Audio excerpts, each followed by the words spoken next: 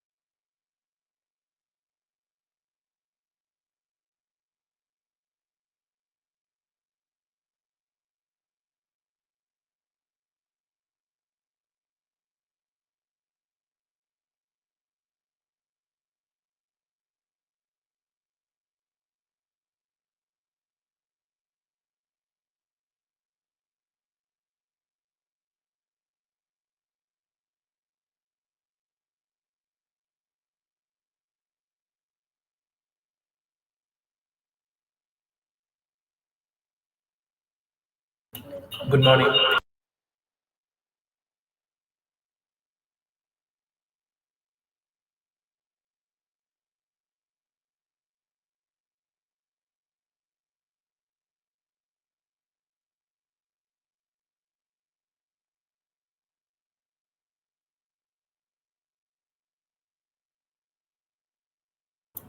Morning.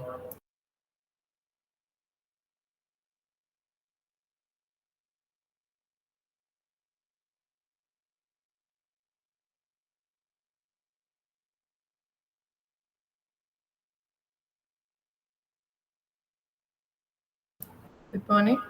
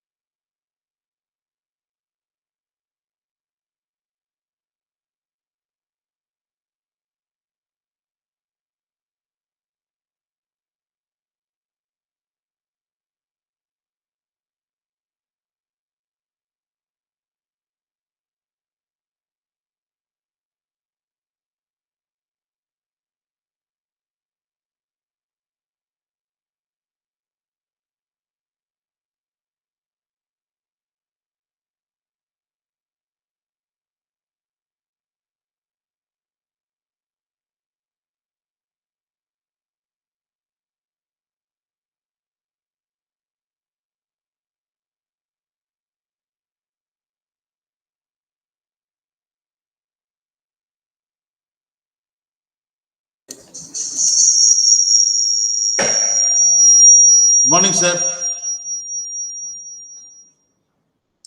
Good morning. Good morning. Good morning. Good morning.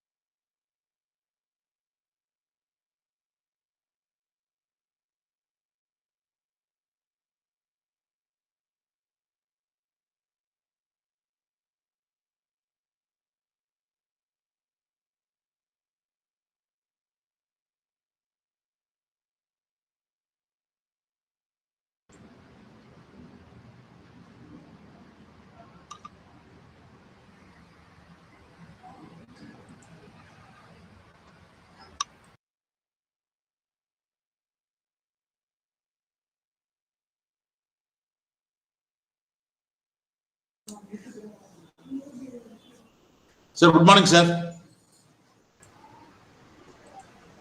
Good morning Bhaskar. Start பண்ணலாமா sir? Start பண்ணலாம். இது only நம்ம panellist மட்டும்தான் இதில். சரி. யூடியூப்ல இருப்பாங்க.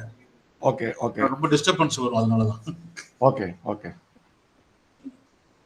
ஸ்டார்ட் பண்ணலாமா?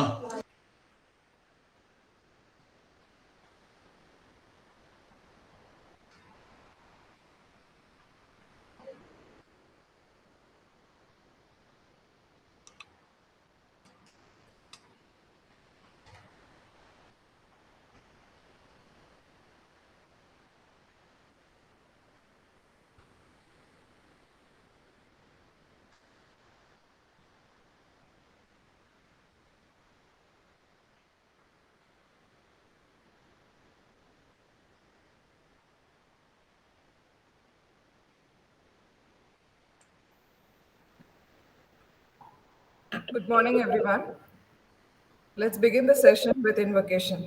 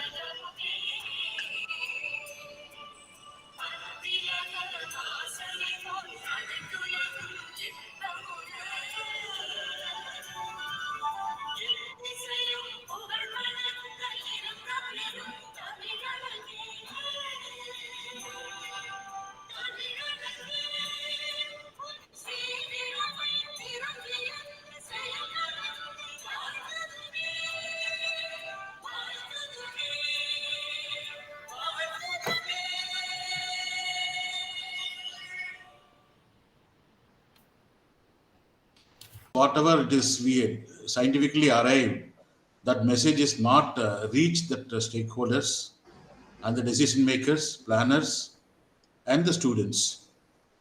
So that Center for Water Resource Management taken an initiation to convey some messages to the stakeholders, to the students, and the administrators. Here we have heterogenetic participants in the webinar representing east, west, north, south, 360-degree directions.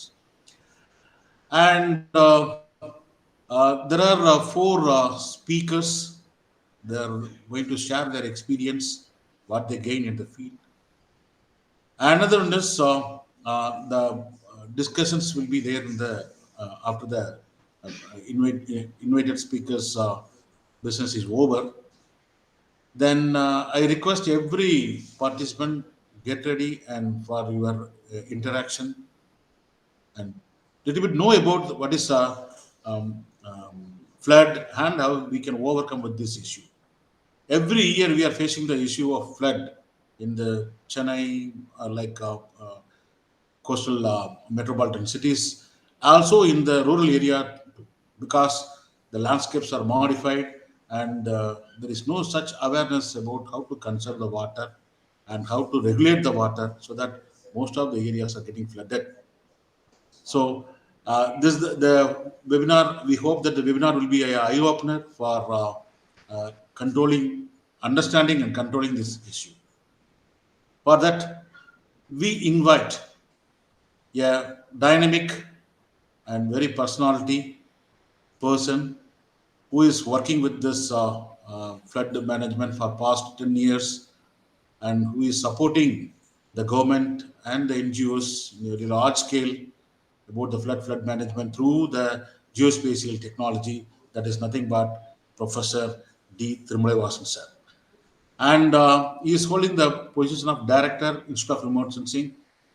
Most of the participants doesn't know about the institute. This is a southern most nodal agency of the remote sensing, that is a state application center. It was established during 1970s and it is functioning and it is working as transfer of technology, education, research, everything. So there's a pioneer institute and support more on national level project, state level project, and also the need-based projects are completed so many, and we are giving more on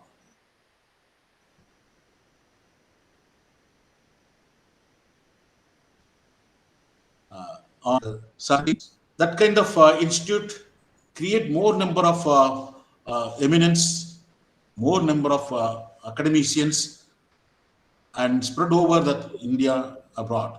So I am also a alumni of that particular center, Institute of Remote Sensing.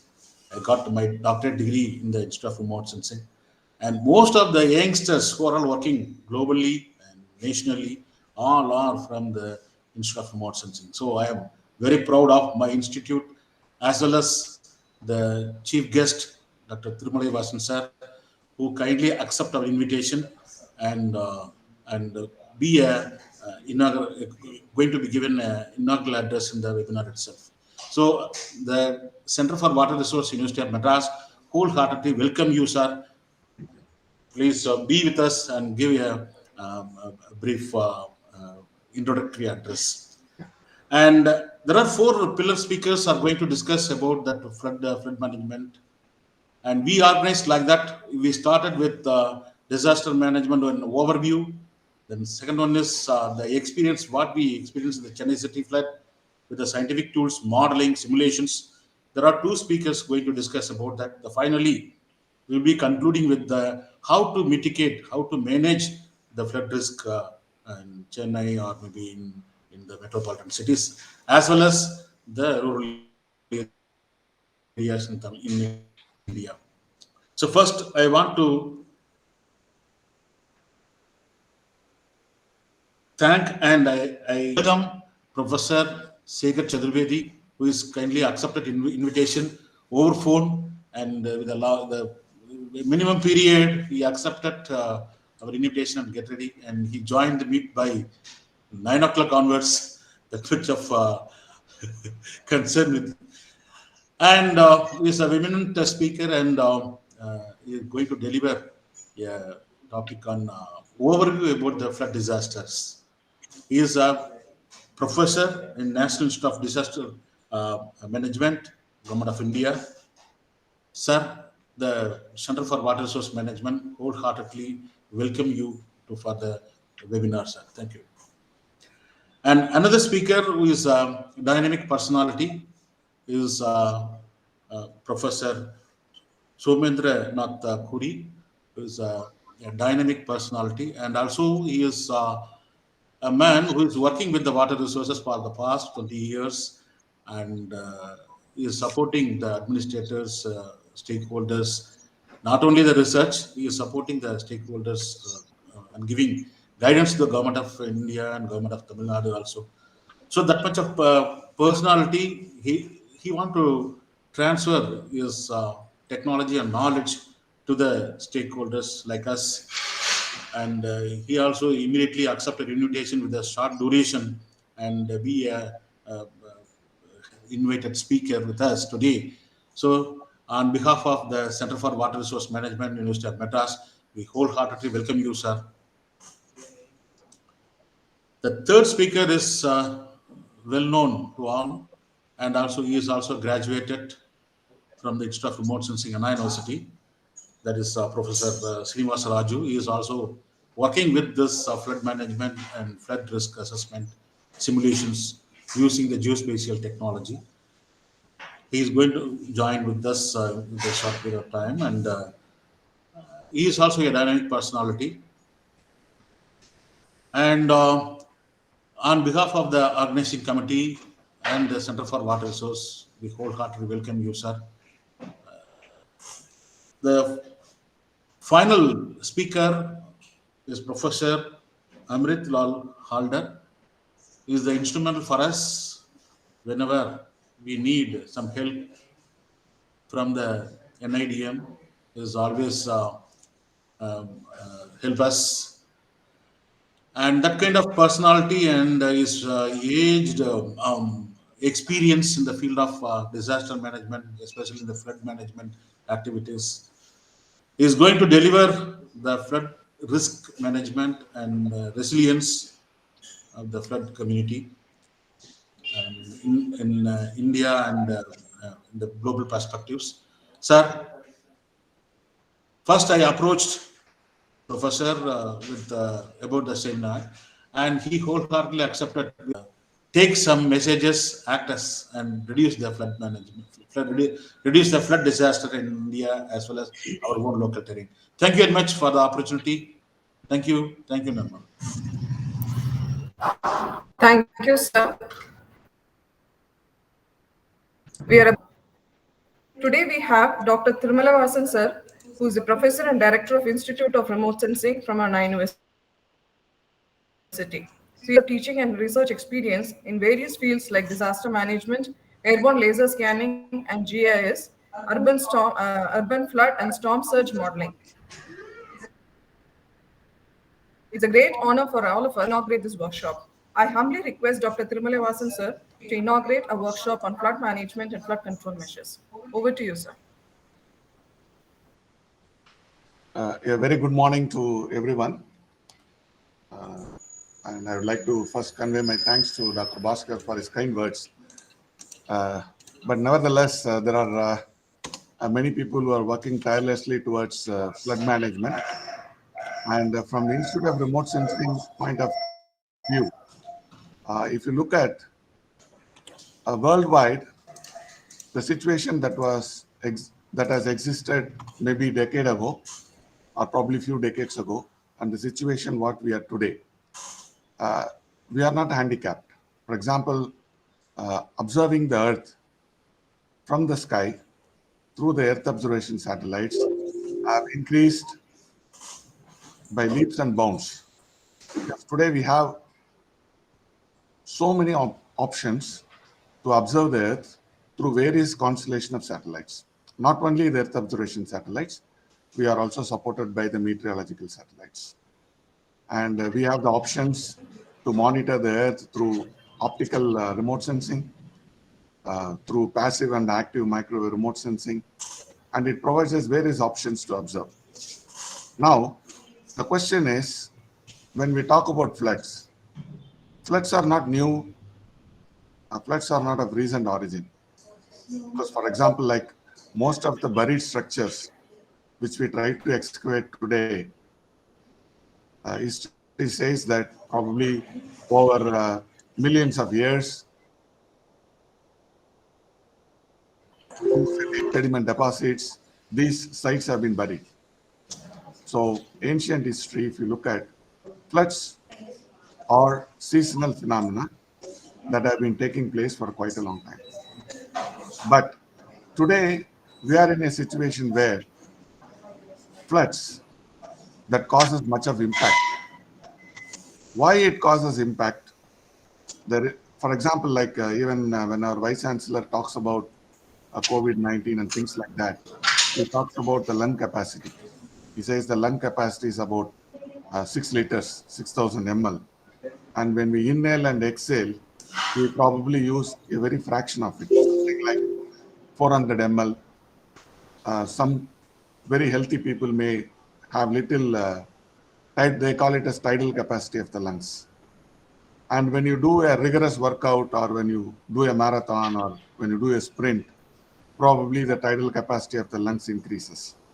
So you try to inhale more and exhale more and things like that. But never we use the full capacity of the lungs, as God has endowed with us the 6 liter capacity. Similarly, if you look at a river, the mistake that we normally do is the river we define as the area in which the water flows. But it's not so. So during normal periods, during the lean period, the river width, what we see, is not the actual river width. So when you try to compare these two situations, after a workout or after a sprint, when you try to inhale and exhale more, your lung capacity increases.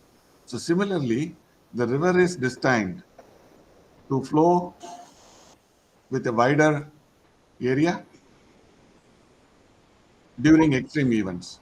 But as civilization grew, man, due to various reasons, always had the interest to go near the water bodies. For example, even if you look at civilization, saying that no development is allowed up to 500 meters from the high tide line, but still people, the realtors and other people who are involved in the realty business, they what is in our hand. For example, whether the amount of rainfall is in our hands. Of course, maybe to some extent, people talk about global warming and amount of carbon dioxide present in the atmosphere, and people talk about limiting. For example, there was a C40 cities report which says that limiting the warming by 1.5 degrees Celsius will reduce the rainfall. So probably some kind of measures will help us to reduce extreme events, but nevertheless, the amount of rainfall that's going to fall at a particular place is dictated by the atmospheric parameters as such. And if you look at coastal cities, they say London receives about 700 millimeters of annual rainfall. But still, London gets flooded quite often. And Chennai gets about 1,400 millimeters, it gets flooded. And Mumbai, something around 2,700, it gets flooded. So depending on the location where we are, the amount of rainfall that we are going to get if you look at the last 50 years, where we had very good observation data, it varies from place to place, but still, whether it's 700 millimeters in London or 2,500 and odd in Mumbai, it's going to get flooded. But the question is, if this annual precipitation is going to take place over 365 days, probably we could have been quite blessed. But if you look at this water, because even if you look at literature, it says that if at all, if there is going to be a third world war, it's going. So with expansion towards cities, all coastal cities and all urban cities, one day or other.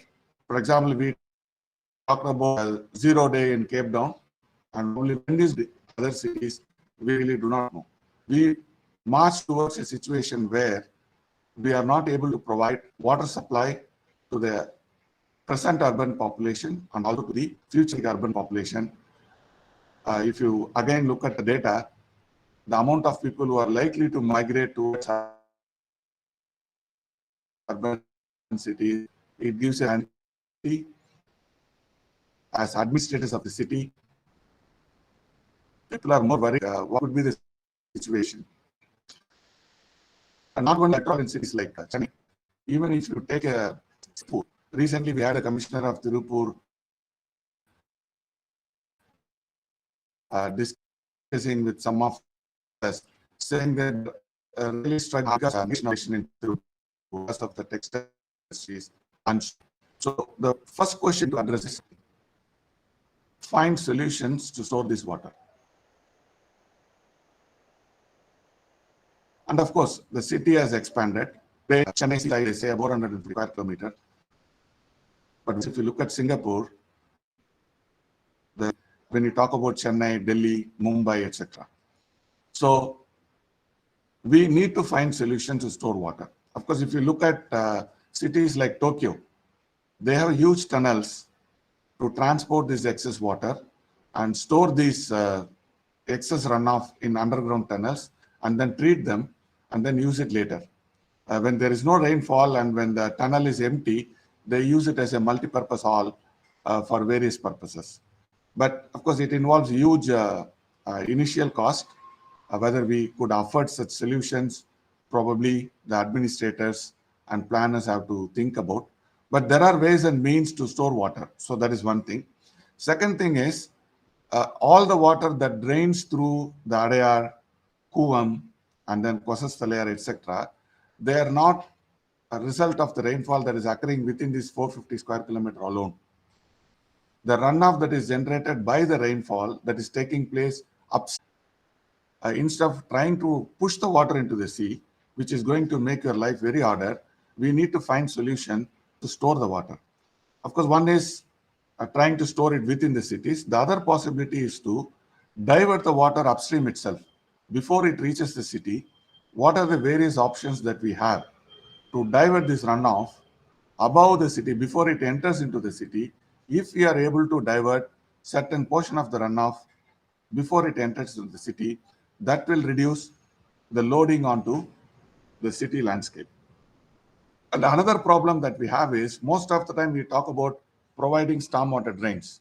Stormwater drains are essentially designed for a particular designed rainfall. And of course, extreme events are much greater than that. So obviously, the capacity of the stormwater drain is exceeded, and naturally, it will not be able to function to its full efficiency to street flooding. That is one aspect. The second aspect is the very concept of stormwater drain is that the bottom level of the stormwater drain, when it enters into the river, that should be well above the river level. So when you have an extreme event, the river level, whether it's in Adayar or in Kuvam, is going to be higher than the bottom level of the stormwater drain. So that means instead of stormwater draining into the river water is likely to back up into the stormwater drain. So when we are not able to keep the river water level below certain height, the very purpose of stormwater drain is not going to help us. Probably it will temporarily store some capacity of water in the drain, and when the water level is going down in the river alone, the stormwater drain will be able to drain it into the river. So where are the solutions for this? Of course, like we cannot have a narrow gauge at U-shaped rivers. Within that, we are trying to drain our stormwater drains. So that is going to have this river water entering the stormwater drain during extreme events. So all these issues, when it gets coupled, so that results in major flooding. And of course, these are technical issues that probably we deliberate and try to provide solutions. On the other hand, even late President Abdul Kalam used to say that the most important risk that take place is about predicting the rainfall. In predicting the rainfall, of course, we have numerical weather prediction models, we have ensemble models, which are all there, with which we are trying our best to predict the amount of that is likely to occur. But what is the grid size with which these models are able to predict? The grid size are not very fine enough to say that I am able to predict my rainfall every 10 meter by 10 meter, what happens. In fact, even NDMA has suggested in their guidance of urban floods that every 4 kilometers we are supposed to have automatic weather stations. Of course, it's good to have weather stations. Weather stations can at the most give you what is happening in real time, but will not be able to forecast or predict what's going to happen the next day or next 24 hours or next 48 hours. Especially this 48 hours window period or 72 hours window period, where we are able to forecast that we are likely to have a cloud burst, we are likely to have a very extreme event rainfall. That is going to help the planners, that is going to help the administrators in a way to manage the urban flooding. So in fact, a lot of research is going on in these areas, and the progress in these areas will help the administrators in a long way in trying to stitch upon the flood management strategies, flood evacuation strategies, and so on. This is one aspect of the technical aspect of the flood management. On the other hand, we also have the social issues. For example, we used to say that, like if you put all the Chennai population in Tokyo and the entire Tokyo population, obviously without changing any other parameter, just because of the attitude of the people alone, we will have less floods, less magnitude of floods. And in fact, Tokyo will have more magnitude of floods than what it experiences now. The attitude of the citizen, as a citizen of the country, as a resident of the city, also matters a lot. For example, we have separate sewers. In many countries, we have combined sewers. The very purpose of having separate sewers, like you have 50% of its original capacity, then naturally you cannot expect a stormwater drain to provide solution to us. So these are critical issues, the social issues that we need to sensitize the people, sensitize the citizens, sensitize the residents, sensitize the local community organizations. For example, there are several community organizations in Chennai which always questions why my street gets flooded, what solution you have provided. In turn, they also should think, am I using my drains responsibly? Am I behaving responsibly to avoid floods? So these kind of awareness should also be created. Probably these kind of workshops provides the opportunity to involve wide variety of stakeholders who can responsibly assume the role that I am going to be a model citizen. For example, we always proudly say that if somebody throws a paper in the streets of Singapore, you'll be fined. Even without fine, probably we need not do that. So that kind of personal responsibility should be there on account of all of us. So that will help a lot way in not clogging the stormwater drains. So these are the various issues that are both at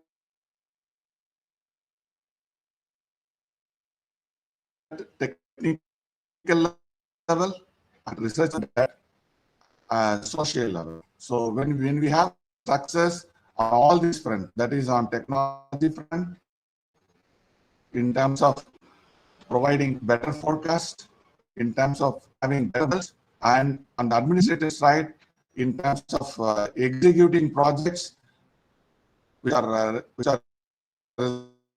results of the outcome of the research, and on the citizen side, responsible behavior. So when all this happens, probably we cannot say that even after 100 years, when science and technology is going to improve a much better, still we will have floods.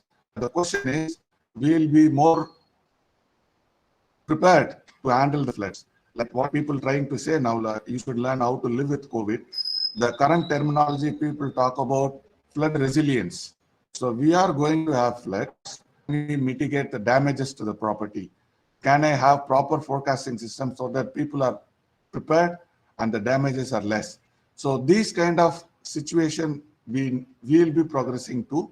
So the main aim is to reduce the damage and reduce the extent of flood and reduce the depth of flood. So probably that is where we are going to work out. Eliminating floods, it's not going to happen with the kind of situations we are in. So probably, of course, like due to climate change. Who is an assistant professor of National Institute of Disaster Management. He is a postgraduate with diploma in computer applications, and he has been associated with NIDM for more than 20 years.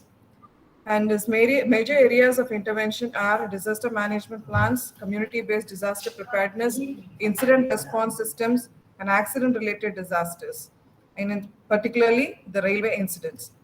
Now I request Professor Shekhar Chaturvedi to deliver his speech on the overview of disaster management. Thank you. Thank you, Dr. Namada, for giving my introduction. And I also thank Dr. Bhaskaran and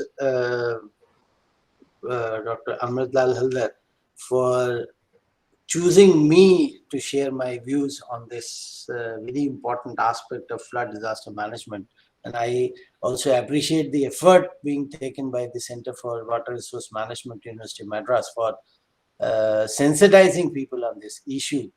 And we also say kind of when we were talking, I was part of an IDM team who happened to be studying the Mumbai floods 2005 and Chennai floods 2015.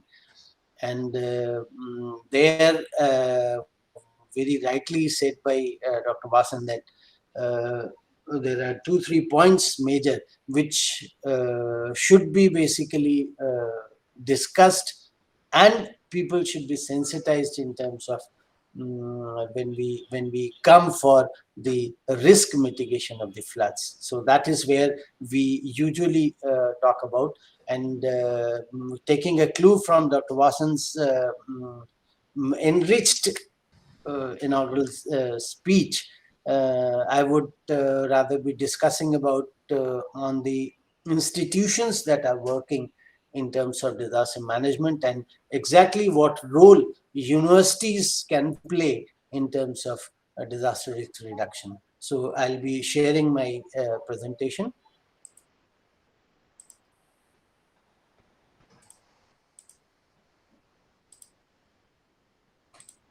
I hope my presentation is visible. Yes, sir. Yes, sir. Thank you. I say, taking a clue from Dr. Watson's presentation, I picked up 2 3 points. Doing the research in terms of disaster management, creating awareness in the community, building the capacity of the community, and also a coordinated effort by all these stakeholders that usually should be a part of disaster management. So in that context, Government of India enacted the Disaster Management Act in 2005. Although we had been doing disaster management for long, in terms of signing the various international documents like Yokohama Strategy, Sendai Framework for Disaster Risk Reduction, Yoga Framework for Disaster Reduction, but and also people were in administrations and the research organizations were working in various aspects of managing the disasters, how well we can manage. And again, over the period, we see that the climate change has occurred, and that climate change has added on to the disasters in terms of managing it. So I will be talking of the institutions that are there, which talk about the support to be provided for such activities like management of disasters in the country. So this is basically what we see in terms of disaster management is that major role of policies and guidelines is the central government as well as the state government. Although if we talk of disaster management, then disaster management is basically the responsibility of the state government, and central government's role basically comes in as a facilitator. Although recently, in after that Kerala floods, Supreme Court has directed the central government that you cannot sit idle till the time the state government requests you, and you have to suo moto start functioning for the management of disasters, for assisting the state governments who are facing the disasters. So that brings in the role of central government again at par with the state government in terms of managing the disasters. So these are basically the nodal ministries, and we see that till 2002, the nodal ministry of disaster was agriculture, and after 2002, it was felt that the major areas of concern in terms of internal security, in terms of the paramilitary forces, use of paramilitary forces, in terms of the use of police force for the flood guidelines and urban flooding guidelines, and also various other guidelines in terms of management of disaster and who is to do what. Honorable PM is the chairman of this national authority, and national authority's major work is giving us the guidelines, giving us the policy, and giving us the policies of disaster management, and also approving the disaster management plan. And they, since they are all members, and they have in together 9 members, although we have 4 members right now working in disaster management authority at the national level, they need somebody to help. And for the help, we had National Executive Committee under the chairmanship of Union Home Secretary, wherein we find all the secretaries and who's who in terms of bureaucratic setup as members of this National Executive Committee, including the CDS, that is head of the Combined Defense Staff. So that is what is the major work of the NDMA and the NEC. NEC also makes up the plan which it had come up in 2016, and in 2019 it was updated, which was approved by National Disaster Management Authority. And the act says that every entity must, whichever is working in terms of disaster management, must have its own disaster management plan, which should be in consonance with the disaster management plan of the controlling authority of where they are located. And then we come to the down to the state disaster management authority. Honorable CM is the member. 8 members are in all. Honorable CM is the chairman of this, and it is assisted by State Executive Committee, which is under the chairmanship of Chief Secretary of the state. So at the district level, since we know that as a federal structure, initially we had district as the implementing body or implementing or the actionable place. So District Disaster Management Authority was framed under the chairmanship of district magistrate with 7 members in all. And also, since at the district level we have with the enactment of the 73rd and 74th amendment in the constitution, we have local governments like panchayats and the municipalities. So the chairman of the Jilla Parishad was made as the co-chairman, so that the elected representative also come in place. And in this structure, we find that MHA I've already discussed. We have 2 bubbles again, NIDM and NDRF. I am from NIDM, which is basically working on the aspect of sensitization, taking on research in collaboration with universities, and coming up with the attitudinal change, the possibilities of attitudinal change in the community. So the capacity building aspect is being tackled by NIDM. And at the same time, we cannot forget the response, because as was rightly mentioned, that floods will never stop. So response part is also to be strengthened. So NDRF was constituted from amongst the Central Armed Police Forces. And in all now we have 12 battalions. Each battalion has 1,147 self-sustained people tackling with the response part of the disaster management. And this is how the structure looks like in the country of disaster management.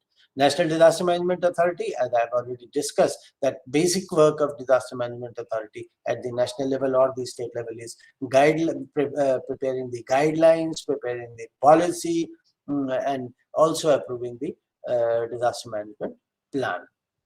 In terms of state government, again, Chief Minister is the Honorable Chief Minister is the chairman of this, and one of the members is designated as vice chairperson in the state. Chief Secretary is the chairperson of the State Executive Committee. And at the district level, basically the actual working of disaster management or response to disaster management this is the place where so they have been given responsibilities in terms of management of a disaster, and again at the same time they have worked for they have also been given power of helping out the people in terms of evacuation, in terms of coordinating with all other stakeholders for the better management of disasters. National Institute of Disaster Management. We have the National Institute of Disaster Management, wherein we have capacity development in terms of disaster management. We conduct training programs. We conduct the documentation process. As I was mentioning, that I was part of the documenting team of the 2005 floods in Mumbai and in 2015 floods in Chennai. And as a disaster management person, I found that it was basically the attitudinal part or the community part that was majorly responsible for having although nature was also responsible for having precipitated in a very shorter period of time the entire thing. So we went and we discussed with the various stakeholders, and we found that it was the attitudinal part of the community, and the awareness part in the community which was lacking, and which led to majority of the atrocities or majority of the problems that arose in terms of disaster, in terms of floods. And recently we have also seen in when we talk of COVID, because we cannot say ignore talking about COVID in this period of time. And we have seen that during the first lockdown period that was there, the fatality rate was less in comparison to the second wave, and we saw that as soon as the unlocking was done, the people started clogging at different places, as if there is no second day where they will find the various amenities available. So, and that led to that slight slackness led to a major second wave, and we found that there was, I think, not even a single house which was left where there was no death or no patient of the COVID. So that was the state of second, and now we have the third, the Omicron coming in, and we are seeing that the rate of communication of this Omicron is too fast, although the fatality rate is less, but yes, it is spreading too fast. So it again comes in terms of the attitude of the community, how to, because when we talk of the central level, or the government level or the authority level, then they can do a little bit. They can give you a direction, but action has to be taken by people who are directly responsible or facing these disasters, as we see in terms of the education part also, that the education is being given by same person, but some excel and some don't excel. So that is, again, it depends on the attitude. So that attitudinal part is where we are working on, and in terms of advocacy, in terms of creation of awareness, in terms of say documenting, and or in terms of coming up with various reports of the various disasters that happen to be say impacting India. The culture of prevention that we were talking, culture of preparedness, culture of prevention, is what we are working on. That once that culture of prevention prevails in the country, then majority of the institutions will fall in place. Majority of the people will work towards the betterment of the society, and also the impact of disasters that come in it will be reduced. This culture of preparedness and culture of prevention is basically where we talk about the the awareness part, the capacity building part, and also the skill building part on how to do a certain part. As we were talking, that we educational institutions can provide solutions, but implementation of those solutions and execution of those solutions lie with the administration, and also that ultimately falls down on the community, how well they are accepting those things. I'll give you an example of tsunami, wherein initially, not tsunami, it's Bihar floods, where it initially, if the responders go and get the try to get the people out, they people are reluctant to go out. Similar was the case when we were visiting a place in Chennai, say nearby Chennai, about this floods, 2015. We found that there was again a report saying that for initial few hours, people were reluctant to leave their houses because of various reasons. So there, this act comes into picture, and the power that act gives to the DDMA, wherein they can get say people out of the uh, rooms where the impact of disasters. So what we are doing, we know that an IDM cannot do it alone sitting in Delhi, or maybe if it is placed somewhere, it cannot do it alone, seeing the vast area of the country. So it enters into strategic partnerships with universities, strategic partnership with the state governments, strategic partnership with other academic institutions, technical organizations, for finding the solutions of the impact of disasters, and also also the bilateral and multilateral agencies also are roped in by NIDM for say suggesting a solution wherein we can adapt it to Indian conditions, and can be utilized. The solution, as I was seeing the one video yesterday, they're in some foreign country, I think in Thailand. They are laying Thailand or Singapore. They are laying down plastic roads, wherein at the bottom of those plastic roads they have say they have the space of the stormwater drainage or the sewer drainage. They have the passage, so that passes down, and whatever water accumulates on the road, that they have the passages wherein that water can go down into the ground and recharge it. So that groundwater recharge is also a solution that I was seeing in that video.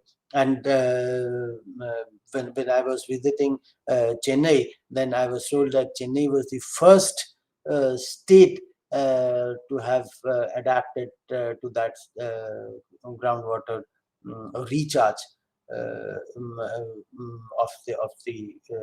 at different places, and I also found that when I was there. So if that was the case, then again things boil down to the community orientation or community thinking, that how things are basically gone out of hands, and why we always talk about say going into the mode that government or the administration will help us, and we have nothing to do, because we are not ready to it. But why we are not ready to it? And we always look towards the uniformed forces, or we always, as was mentioned by Dr. Vasan also, that we look towards the Western countries, that see how well they are prepared.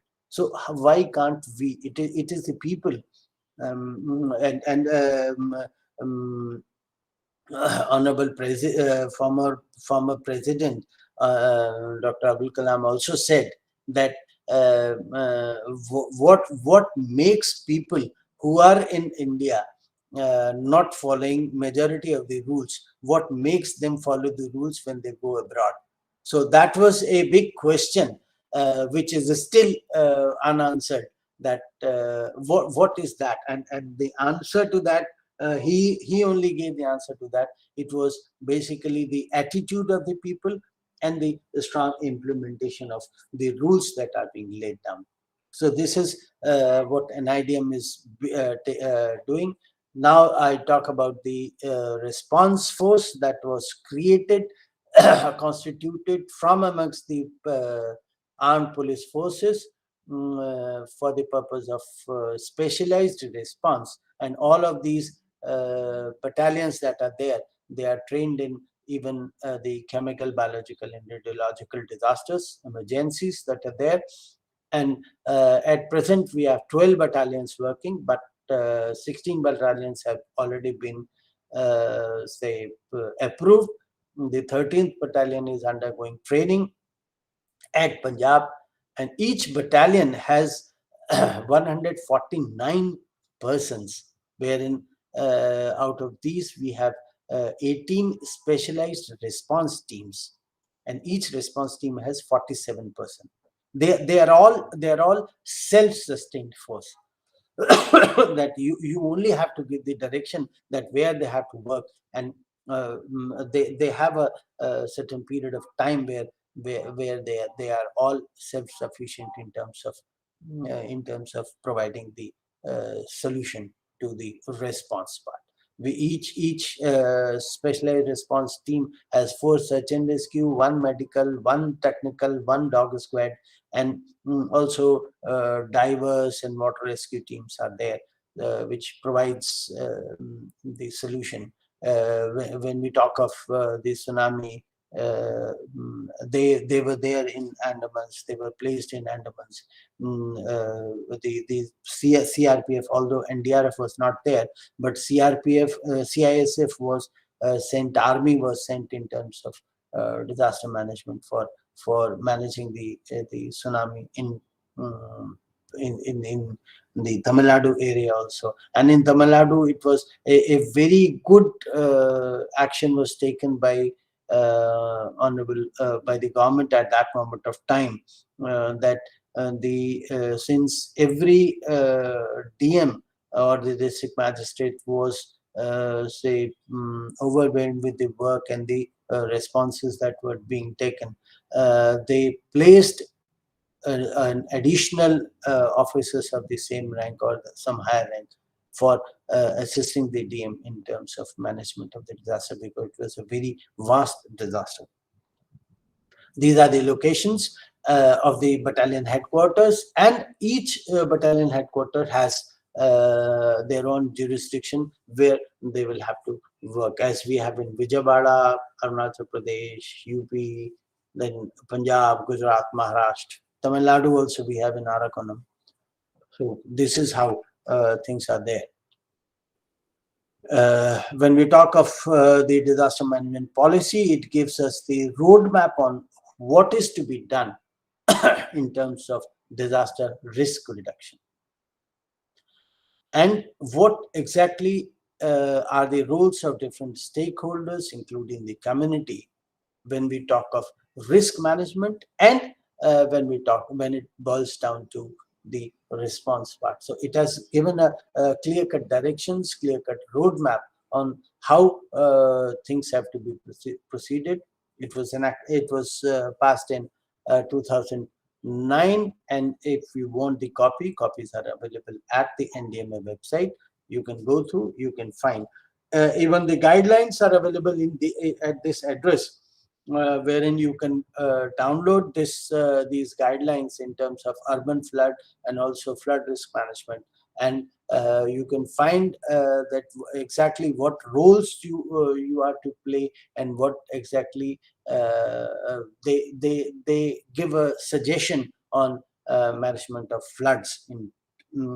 Although we have our experts talking about the Chennai floods and the modeling of the flood, how inundations can be the extent of inundations can be mapped, can be projected, and it gives a help to the decision makers in terms of management of disasters. This is what the disaster management plan is all about. The National Disaster Management Plan, basically the chapters that were there in the National Disaster Management Plan.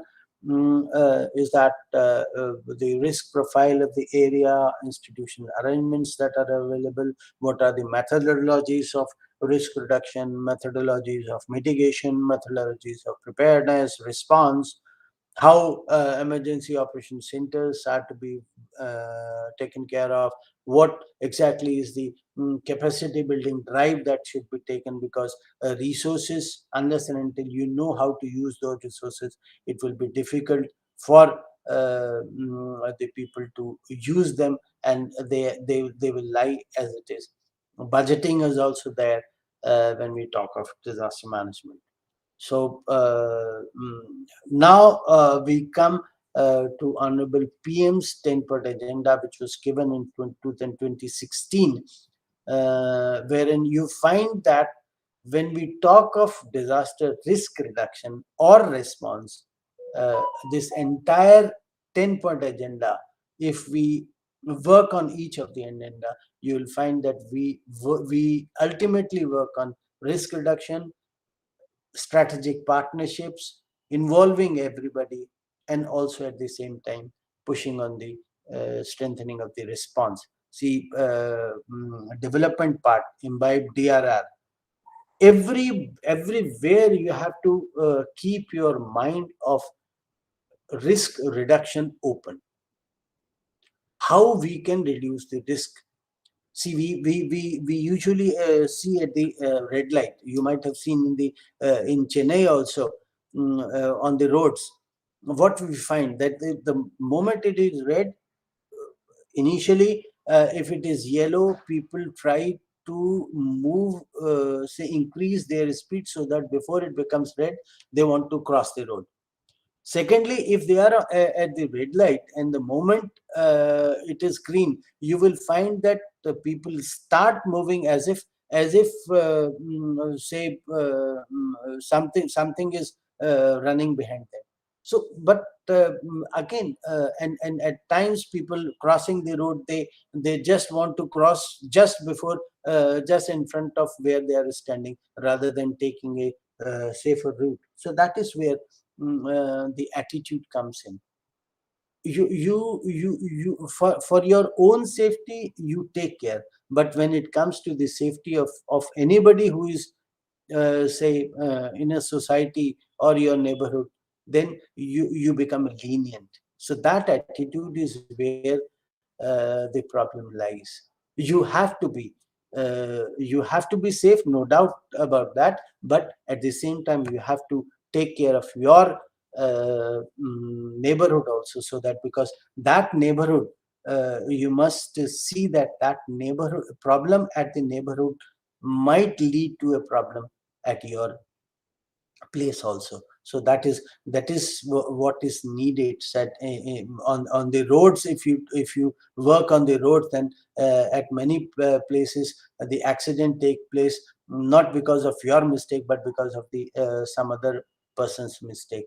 So that is where the responsibility also lies, that everybody should be made aware of the safety of the road usage. So that is where these all 10, you can say, commandments, or the agenda that Honorable PM has given us must be utilized in terms of reducing the risk. Funding, as every time we talk of something big, there is always one point that comes in between the execution, is that we don't have funds. So that fund has also been tackled by the act. It gave us the SDRF and NDRF, that is State Disaster Response Fund and the National Disaster Response Fund, wherein 25 and 75% share is contributed by state and center respectively. Now, with the coming up of the 15th Finance Commission, they have suggested that we also need to have a mitigation fund in place, and that is why they have renamed the funds into State Disaster Risk Management Fund and National Disaster Risk Management Fund. So from 2020 onwards, this is in force, and the for first year the money earmark is at the NDRMF it is 12,390 crores, and for SDRMF it is 28,983 crores, out of which 75% has been shared by the national government and rest by the state governments. At the same time, the states have been requested to utilize these funds as the bifurcation has been suggested. 20% on the mitigation right away, 80% on response. Out of this 80%, on exact response and relief, it should be 40%, reconstruction, rehabilitation, 30%, and capacity building, 10%. So you can imagine that out of this 28,983 crore, 10% and 20% are for capacity building and mitigation. So that fund is available, and we should inculcate an attitude to utilize this fund for the benefit of ourselves, rather than waiting for somebody else to help us out. So that is where, and now I come to the higher education part, that what is basically the higher, if we talk about higher education into DRR, what are the prerequisites for that? It is basically development of the human skills. If we talk of higher education, attitude of the people of taking up the social cause, attitude of involving them into attainment of the SDGs, knowledge partnerships are needed, mainstream them into the development process.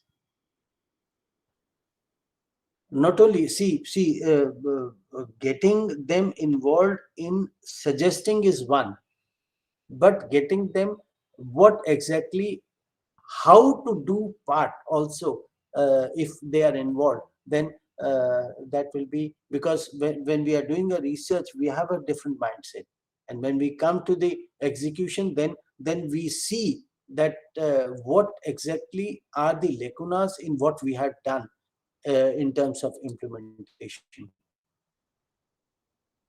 Because everything, whatever you propose, cannot be taken up in terms of budget, also in terms of people, also in terms of human resource, also in terms of say hierarchical coordinations, also stakeholder coordinations, also people don't want to share their power, so that attitude also is there. Lack of trained manpower is one prerequisite of getting DRR on board. Getting community involved is there. And when we talk of as I was in the initial part, I was talking to Professor Bhaskaran, that the standard curriculum is not available in terms of higher education and disaster management. People are teaching, people are tackling disaster management, the subject, in various universities, and they're doing it. So NIDM has taken up this project, and it has submitted the standardized curriculum to UGC in terms of PG diploma, in terms of certificate, undergraduate certificate course, and in terms of the foundation course, disaster management paper. So that is basically, and also identify various research topics. Another problem for higher education part is that disaster management is not a subject of the net exam that is being conducted. So if there is no net exam of disaster management, then the problem arises that who is going to teach and who is going to take it, and what will be the outcome. The marketing avenues are also not there. Market avenues are also not available. So however, what we have we are in discussion with Ministry of HRD to start that net exam on disaster management. And also in terms of opportunities, we have universities which are coming up with disaster management courses. So there will be opportunities for the people. NGOs, INGOs, they are coming up. The SDMAs, the authorities that are there, they are also taking up people from their own area for the disaster. So opportunities are coming up. It's only how and well we can capture it, and how well we have the capacity to capture it. So that is there. So in terms of DRR mainstreaming in the universities, the new role that they have to tackle is that they have to create the knowledge and they have to transfer the knowledge, which they are doing in other subjects. In this subject also, they have to do it in addition to what they are doing. In terms of public strategies, the advocacies, they have a unique role to play. And taking up disaster risk reduction subject is again where they will have to find their new role. And and as soon as you have the new role to play, there are a lot many challenges. First and foremost challenge is that we are not able to finish our subjects, the courses of our subjects. How can we take up the another subject? This is one natural thing that comes in. Another challenge is that you have to have field exercises more in terms of disaster management, and the thing how you are delivering your subjects need to be changed when we take up the disaster management. Because when we take up disaster management, it is more on the practical aspect that we have to focus on. Advocacy within and outside the university of taking up the disaster management course. Another challenge is that we since the subject is new, very nascent, there are less number of people who are trained in taking up this subject. Again, the net examination. Who will take? How will you take? I have one of my colleagues who had completed disaster management from Department of Geography from one university. And now when he went back for PhD, they said that you cannot have a PhD in disaster management because we cannot provide you disaster management PhD. We can only provide you geography PhD. So now, not many universities are providing disaster management PhDs. So people who are coming up with disaster management is again a big question. And since you don't have a market avenue, you don't have a net exam, so intake is low. And at the moment intake is low, one semester, two semester, or one year, 2 years, you run the course, and then the academic council sees that it's not a profitable thing. So we can adjust it in some other department. So that is there. That is the problem. Universities, local stakeholders, the coordination and the relationship with the local stakeholders is a big challenge, because you have never thought of coming up with that area, and also district administration has never thought of utilizing your advantages to their advantage. And one more thing, that you have so many departments under one roof. That is a challenge, that whom to ask for taking up this. Should a new department be created, or one of the departments can be given an additional role? So that is again a challenge. So these are basically the challenges that there. But at the same time, as a university, Under one roof, you have so many departments, so many people working, so many researches going on. So that is an advantage. You can utilize that advantage. In each of the courses, you have a field aspect. So that field aspect can be taken as an advantage for taking up disaster management. You have so much youth force which is attached to you. Make use of that youth force. As in the COVID also, the awareness, etc., has been being done by majorly youth force. So that is there. There are see, you don't have that hierarchical thing, or say constitutional thing to do, to not to take up any new area. You can take up a new area in terms of subject, and creation of funds becomes easier for you in terms of taking up a subject. You also have the recognition of whatever work you're doing as a published paper or as a published book. That recognition is there.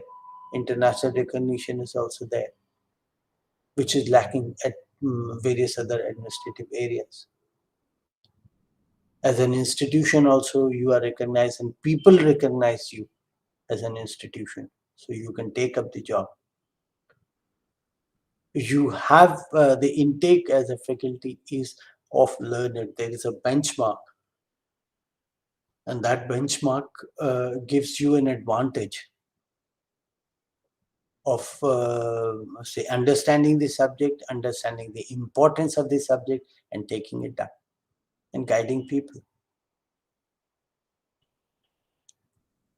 And you are placed at the local, so you become a bridge between the community and the administration. You have that advantage. You also have an advantage of having a local terrain knowledge, because you are placed at a place. You can be a guide to person who is coming from outside for taking up the DRR activities, or you can be part of that team to take up the DRR activity. So these are the advantages that you have, and we must see that advantages are where we can take up the job. And when we boil down to the DRR roles, you take up the research activities to create the knowledge base. As was being mentioned by Dr. Vasan, that various researches are being taken up, various activities in terms of researches or knowledge gaining is being taken up.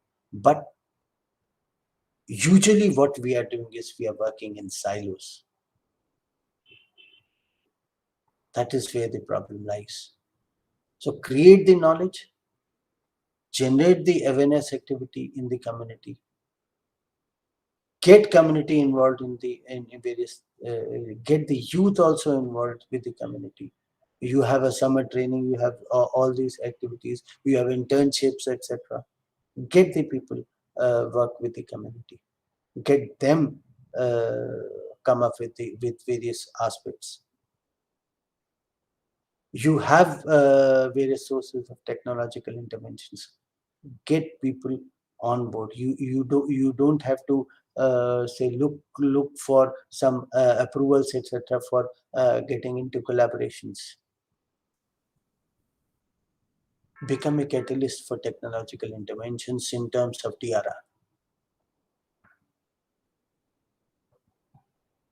And being a knowledge hub, you must provide a platform to your own university students, university faculties, different departments, and also other say other stakeholders to utilize your platform for discussions, to come up with various affordable solutions, various solutions which are not nightmare to think of. Various innovative discussions should be there in the field, and to come up with the solutions.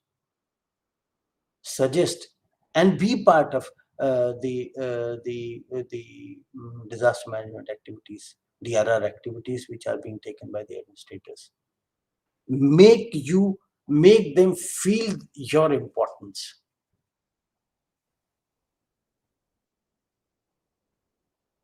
And since now there are so many opportunities, your relationship with the administration will also give ground for your students to be accommodated in terms of placements.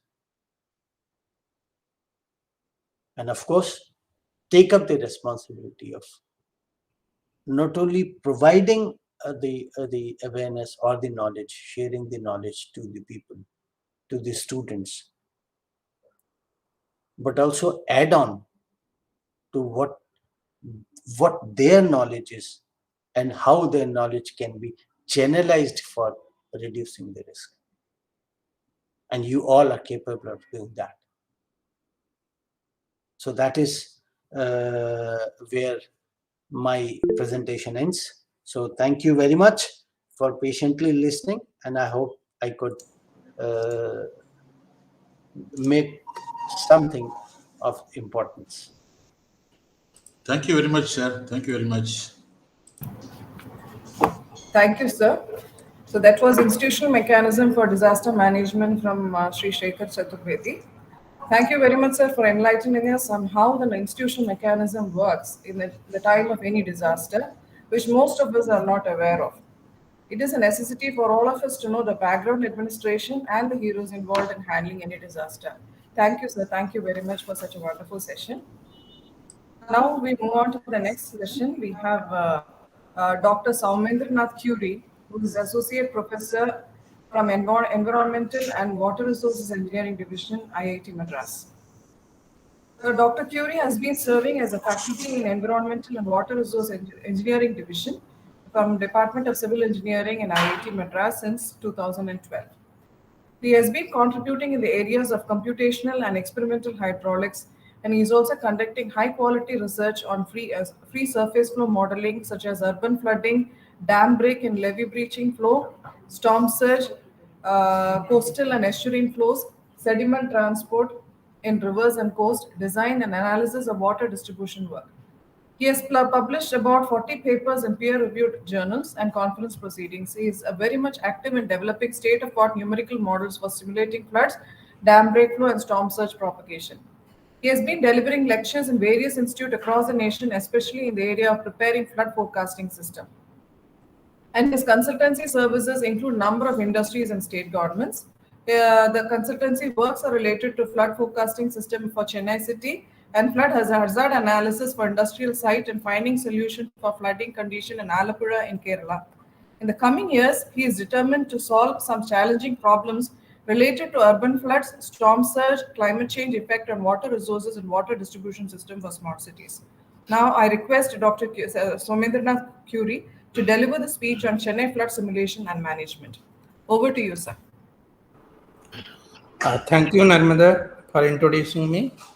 And thank you, Dr. Bhaskaran, for inviting me to this workshop.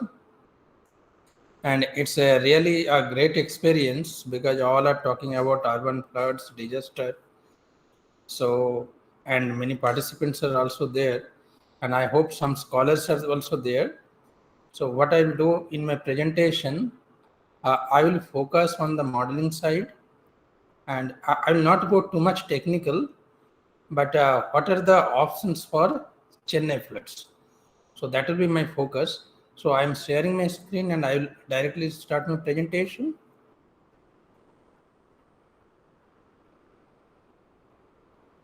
Sir, should we present it from here or you will do, sir? Yeah, I think it should be fine from here. Let us see. Okay, sir.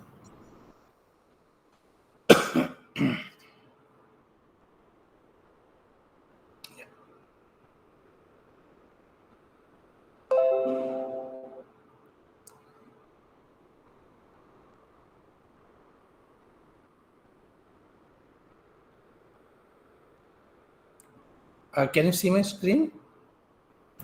Yeah, screen is visible, but the presentation is not seen.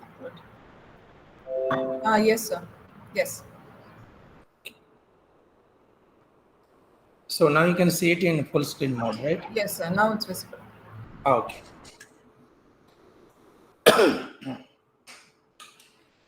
So again, good morning to all. This is Professor Somendranath Kuiri. I'm Associate Professor in the Environmental and Water Resources Engineering Division of Civil Engineering, IIT Madras. And I have been working primarily on developing numerical models and apply them to solve some practical problems. And I have been working on Chennai flood system so some few years. Soon after joining here, I joined in 2012, and then in 2015 there was a huge flood, and after that I'm totally focused on Chennai flood forecasting system. So let me tell you some experience of what I have got during this Chennai flood forecasting system development. There is a project, it is handled by a company, Secon. So they are trying to develop Chennai flood forecasting system. It's a huge project, and Professor Balaji Narasimhan and I are working. So we are in the review committee. So we are also going through the hydrological model, hydraulic model. And then I have realized one thing. If we want to develop a flood for forecasting system for one urbanized area like Chennai city, it's not an easy task. Uh, Urban flood is a little different. We have to consider surface flow. We have to consider subsurface flow from the drainage system, and there will be interaction of the surface and subsurface flow. And then we have to consider the urban features like roads, which behave like flow carriers during the flood, then streets, buildings, many things. So what it comes down to, very, very high resolution maps or grids in the numerical system, and then it becomes very, very challenging. So in our initial trial with this mic system, mic flood model, we have been trying to capture different these urban features. Initially, we thought we can capture all the details. We have high resolution map of the city, but then we realized that it's extremely difficult to solve the problem, at least in a real-time mode. Then we are trying, we are trying different approaches so that we can get it to work within reasonable time. Like for any, let's say, uh, flood, if there is a forecast of a heavy rainfall, and then if we start simulation, then it should be done within 1 hour or 1.5 hours, so that there can be enough time for emergency action planning. In that direction, in my research group, what we are trying here, we are trying to develop a new kind of model so that we can simulate it very, very fast. Of course, it comes at the cost of some kind of sacrifice, like accuracy a little bit, and it may not be full dynamic, so we have to approximate some things. So I'll be covering all these aspects and some simulation strategy for Chennai floods and how to manage Chennai flood. So I'll be focusing on the tank system. If we can manage the tank so that the flood can be little bit moderated. So this is the topic of discussion: Chennai floods, simulations and management. So urban floods have become very frequent in India and globally. In the right side, what I have tried here is I have summarized some of the important urban floods in India. Almost every year in the last few decades, we are getting or we are observing urban floods. And all the cities are getting choked for a few days, and there will be huge loss of property, lives, everything. Okay. So how to deal with Chennai, I mean urban flood? This is a little bit different. So why is it different? Because in case of urban flood, the magnitude, that peak is almost 1.8 to 8 times, and the volume also is more by 6 times. Not only that, due to impervious surfaces in the city area, the flow will be very, very fast, and this may cause damage to vital infrastructure. There can be grave loss to life and property, and post-flood situation could be outbreak of epidemics. So there are different factors: meteorological factors, hydrological factors, anthropogenic factors. So I'll be touching upon some of these factors, like high intensity short duration rainfall. This is very, very common for Chennai city. If you look at the last few floods like 2021, 2015, so what happens? There will be huge flood for means because of 1 or 2 days rainfall. Now this is getting complicated because of effort urbanization. The city is getting expanded over the time. There is huge encroachment of floodplains, wastelands, everything. So all these things are making the situation worse. So if it is Chennai city, we need some kind of flood forecasting system. If we have a flood forecasting system, then we can warn the people little bit early so that they can take care of their assets, or in certain places we can evacuate them.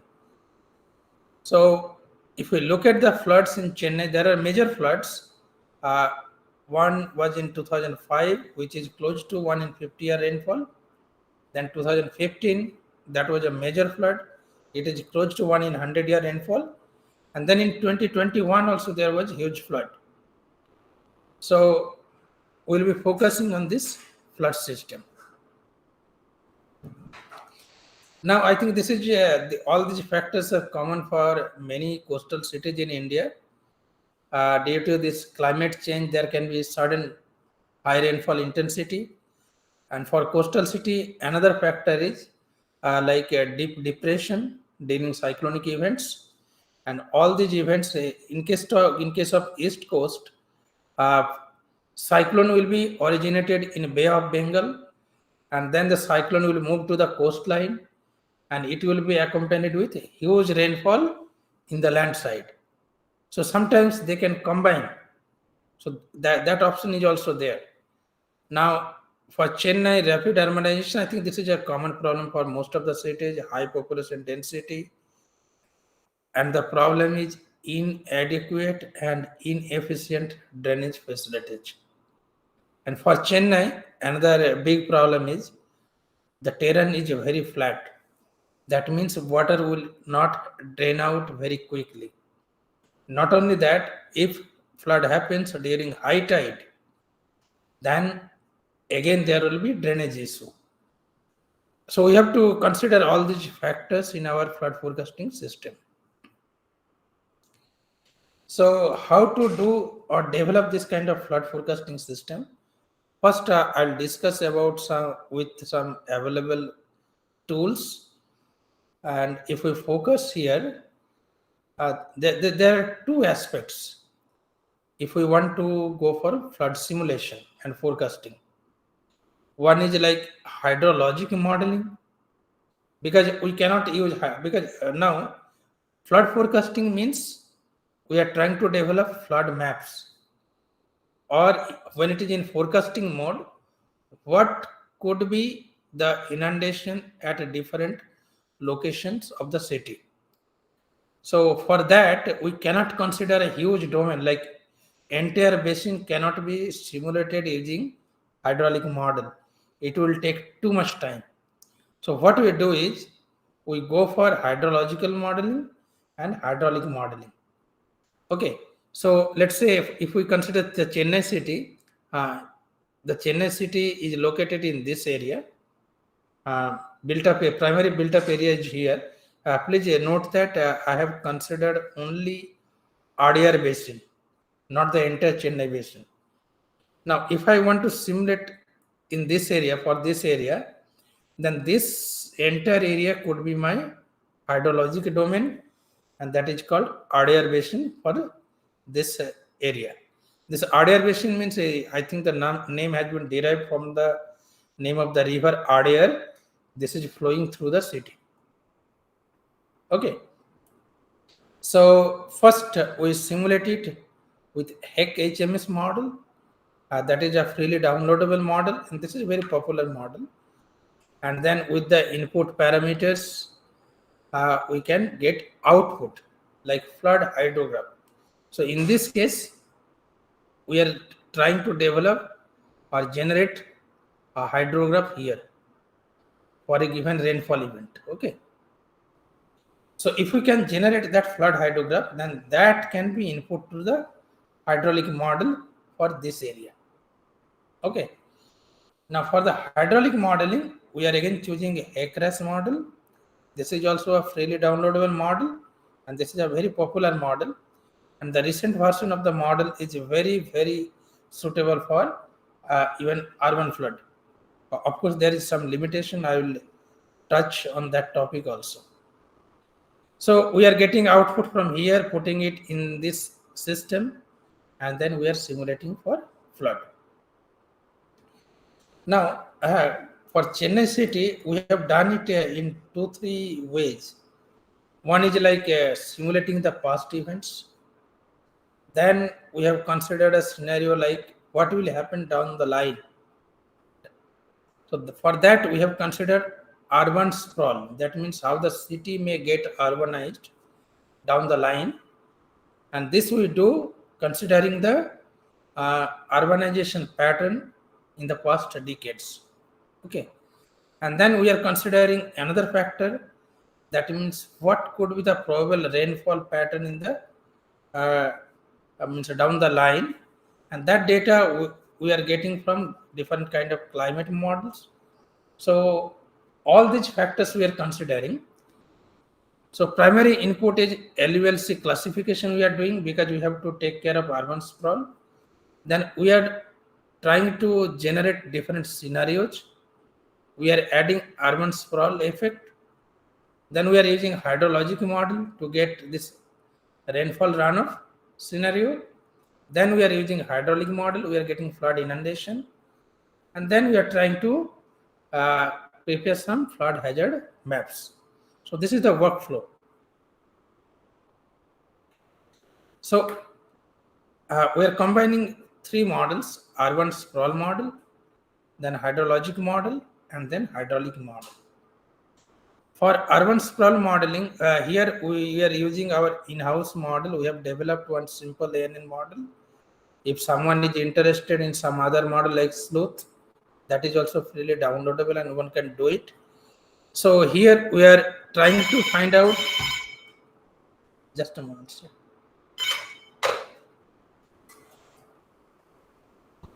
We are trying to find out what could be the change in LULC because of urbanization. Then that can be input to our hydrological model. Then from the hydrological model, we will get the rainfall runoff pattern at the inlet to the hydraulic domain, and then we'll be using hydraulic model to generate flood maps and then flood hazard zonation maps. So for urban sprawl prediction, we have considered LULC maps using Landsat 7 and 8 satellite imagery of 2002 and 2017. And then with the help of our ANN model, we have tried to construct the future urban scenario in 2030. And this we have supplied as input into the hydrologic model. So if you look at the LULC map of this Adyar basin in 2002, then this is the map. Then by 2017, this is the map, and we can see the change in urbanization. And then we have predicted what could be the LULC map in 2030. So you can see that the urbanization is changing a lot. Okay. Now, how to consider climate change scenario? Here we have avoided to add too much complexity in the modeling system. So instead of going for some kind of climate model like WRF, we have analyzed the Codex data. So Codex is a data source for means climate projection, and we were analyzing what could be the rainfall pattern down the line, let's say 2030 or 50 for this Chennai region, and we were trying to fit a curve, what could be the trend, and then we found that it can go up to 10% to 15%, means there can be increase in rainfall by 10% to 15%. So what we did is, for extreme scenario, we have considered 2015 rainfall event as a baseline, and then we have just increased the same rainfall event by 5 to 20% in a few factors. Okay, so that we can get some kind of projection. Now, first we would like to know what could be the impact of urban sprawl on flooding of Chennai city. So the idea is like this: if the city is urbanizing over the time, then how it will affect the flood in future. So we have the baseline, that is 2015 flood event.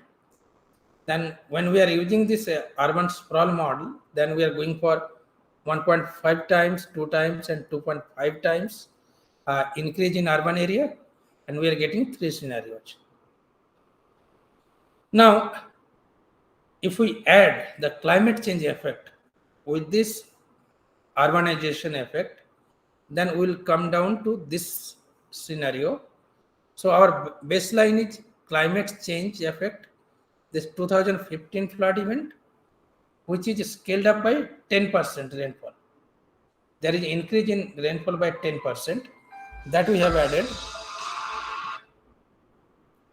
Okay, and then we are again generating 1.5 times, 2 times and 2.5 times urbanization.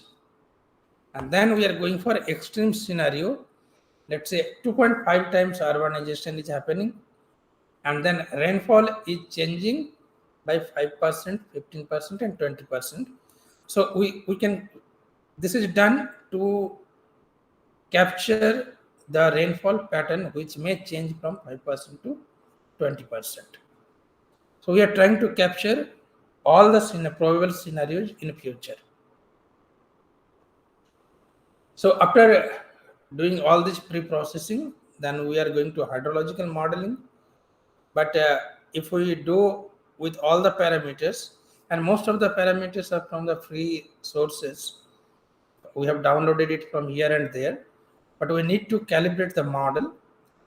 So our only source for this hydrologic model validation is inflows into the Chembarambakkam reservoir. So this is indirectly measured, means from the outflow to some inflow balance. So we can get this kind of data. This is for the 2015 flood event, and this is the simulated one. Of course, inflow pattern. And our R square value is coming around 0.7, and the this short clip value is coming about 0.6. I think this is a not bad validation as far as this kind of real event is concerned. So now we have some hydrologic modeling results. So now what we are doing is, after calibration and validation of the model, we have run the hydrological model for different scenarios. So here are all the scenarios. And then we have here peak flow change at the outlet. Okay. So if you look at the river carrying capacity, river means here I am the Adyar river. So the capacity is 2038 meter cube per second. If it crosses this value, then there can be flood. Now, if we talk about 2015, we are getting down this value. then 0.5 times urban sprawl, then the peak is coming like this. And if 2.5 times urbanization is combined with 20% increase in rainfall pattern, then we are getting 4630 meter cube per second, which is about 40% increase from baseline scenario. Since the peak value is changing too much, the flood situation will also change. So here comes the hydrological model. So from the hydrological model, we are getting the run hydrograph. Now for the map, we are using hydraulic model and we are using this acreage model. Okay. So in the upstream side, we have the flood hydrograph from the HMS model, and in the downstream side, we have imposed the tidal variation because our river is draining into Bay of Bengal. And then we have validated the model. Again, here we have avoided the complexity. So instead of giving distributed Manning's value, we have considered one value for the entire domain. And then we were trying with a different Manning's n value so that we can get better results. Okay. Now, the hydraulic model was validated with some flood mark data. Soon after 2015 flood, there was a survey to collect the flood mark data throughout the city, but those data were collected mostly from around the Adair River. So all the points are close to the Adair River.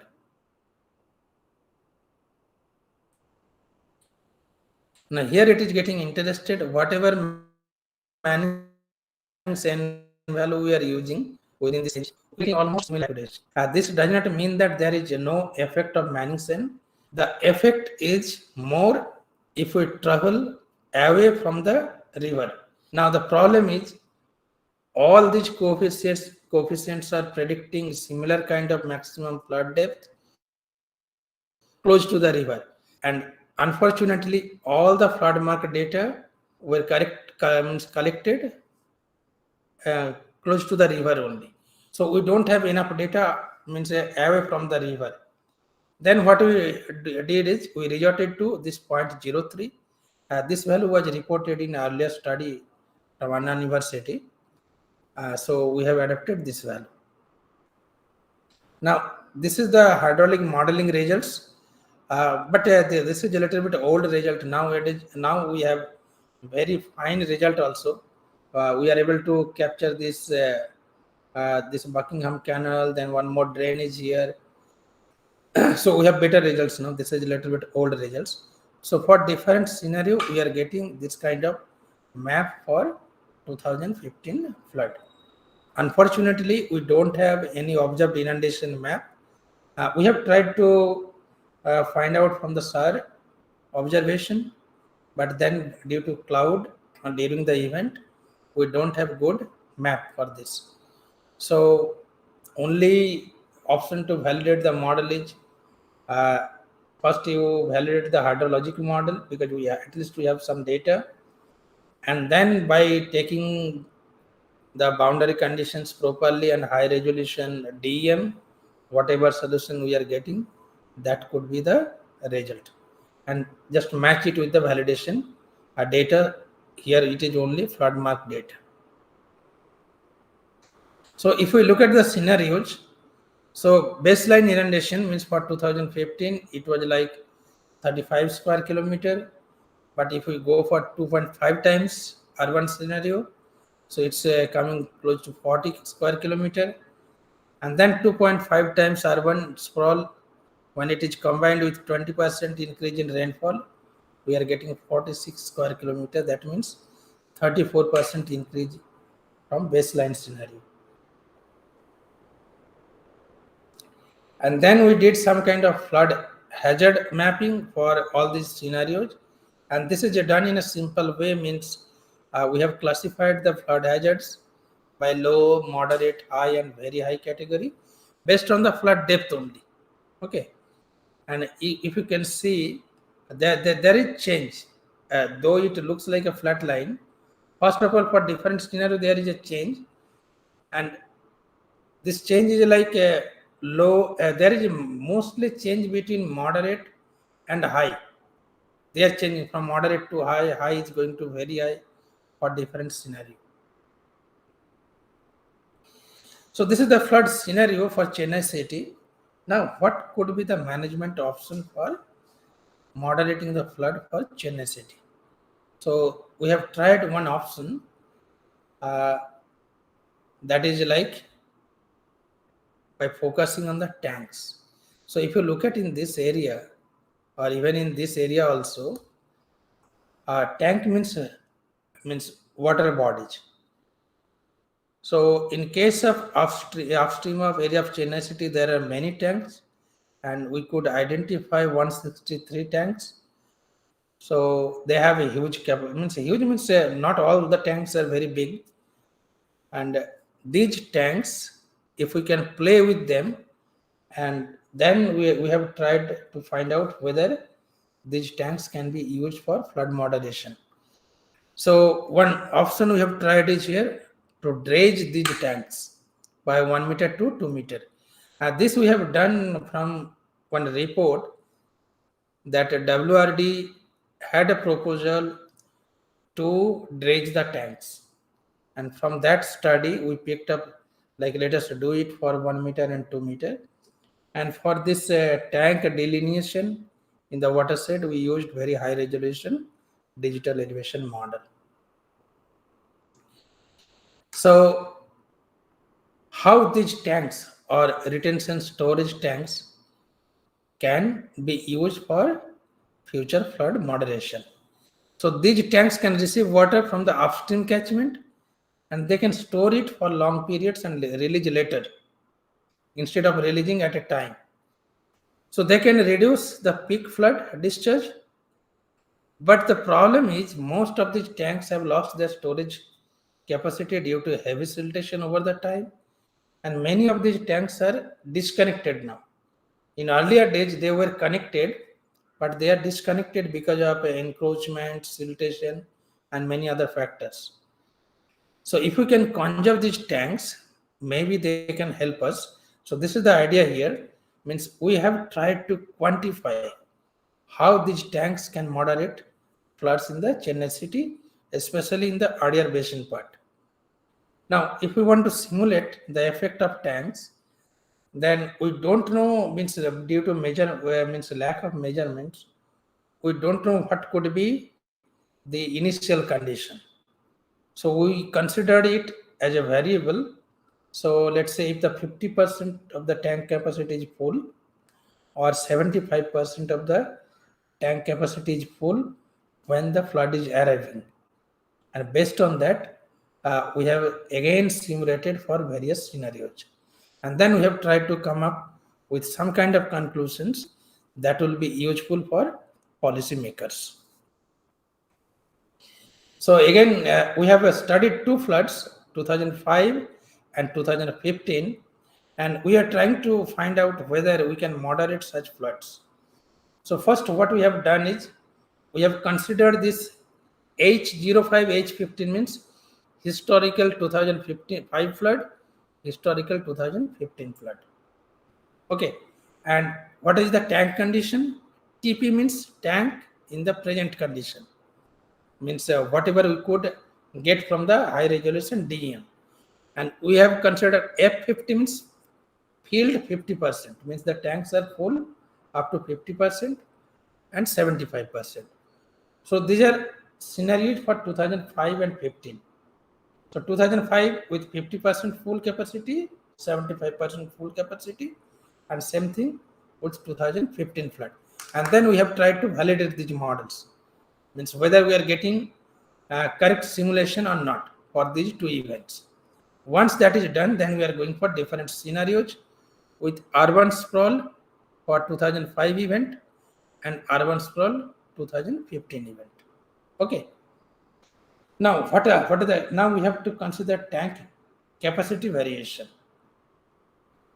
One is a TD, that means except some major tanks, we are assuming that in the future, the other tanks are completely disappearing because of siltation or encroachment or what may be the factor, but they are disappearing.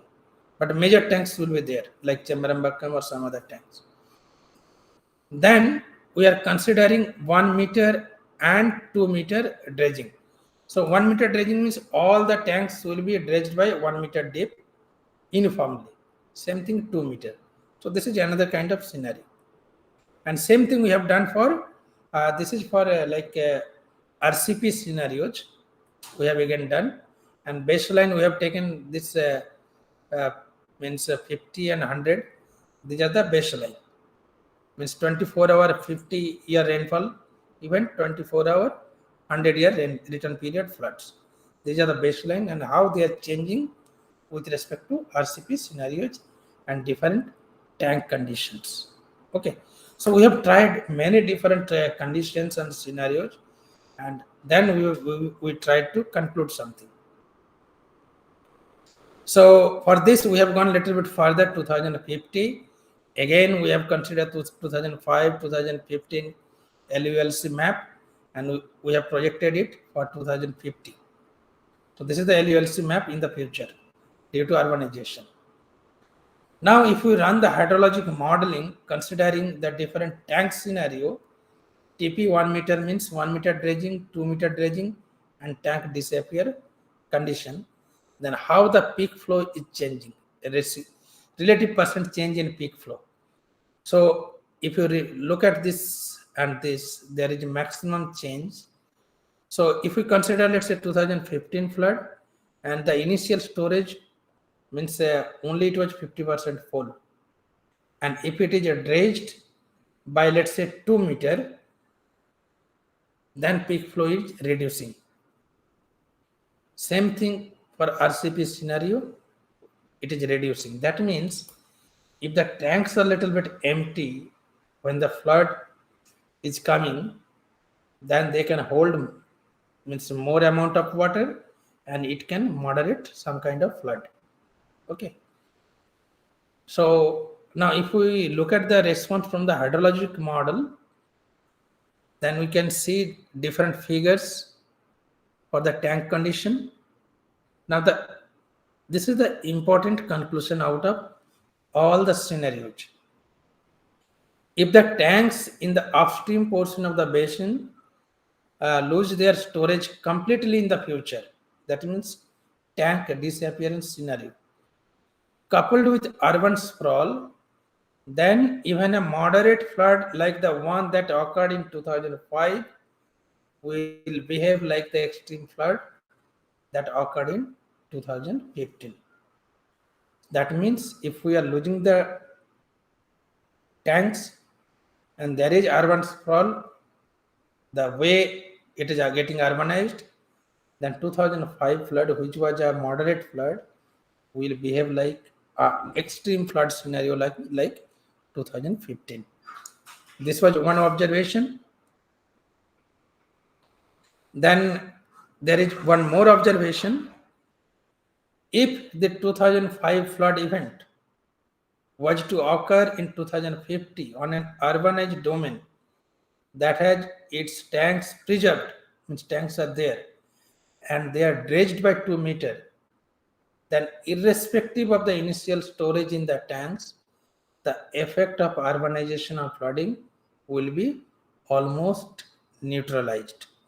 That means if we maintain the tanks and if they are dredged by 2 meter, then whatever urbanization pattern is there, if it goes like this till 2050, then this urbanization effect will be neutralized.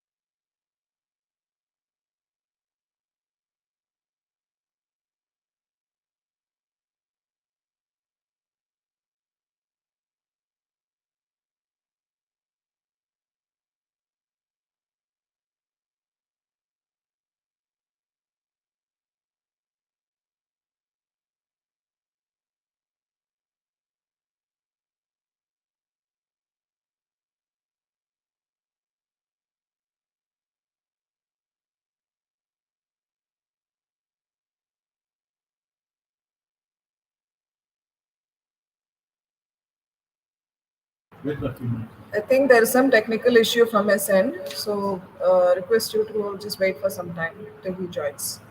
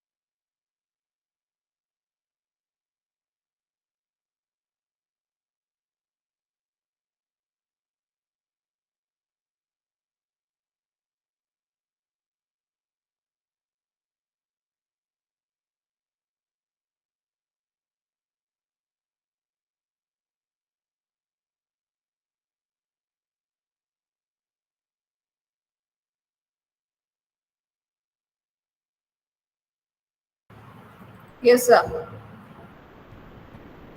You're not audible, sir. You have to unmute. So sorry, I got disconnected. So No in problem. which slide I was there? You were in slide number. This was this you saw. In Adir, yes. This was done. No, you have not presenting, sir. You have to present the screen. You have to share your screen, sir. Oh, okay. Just a minute.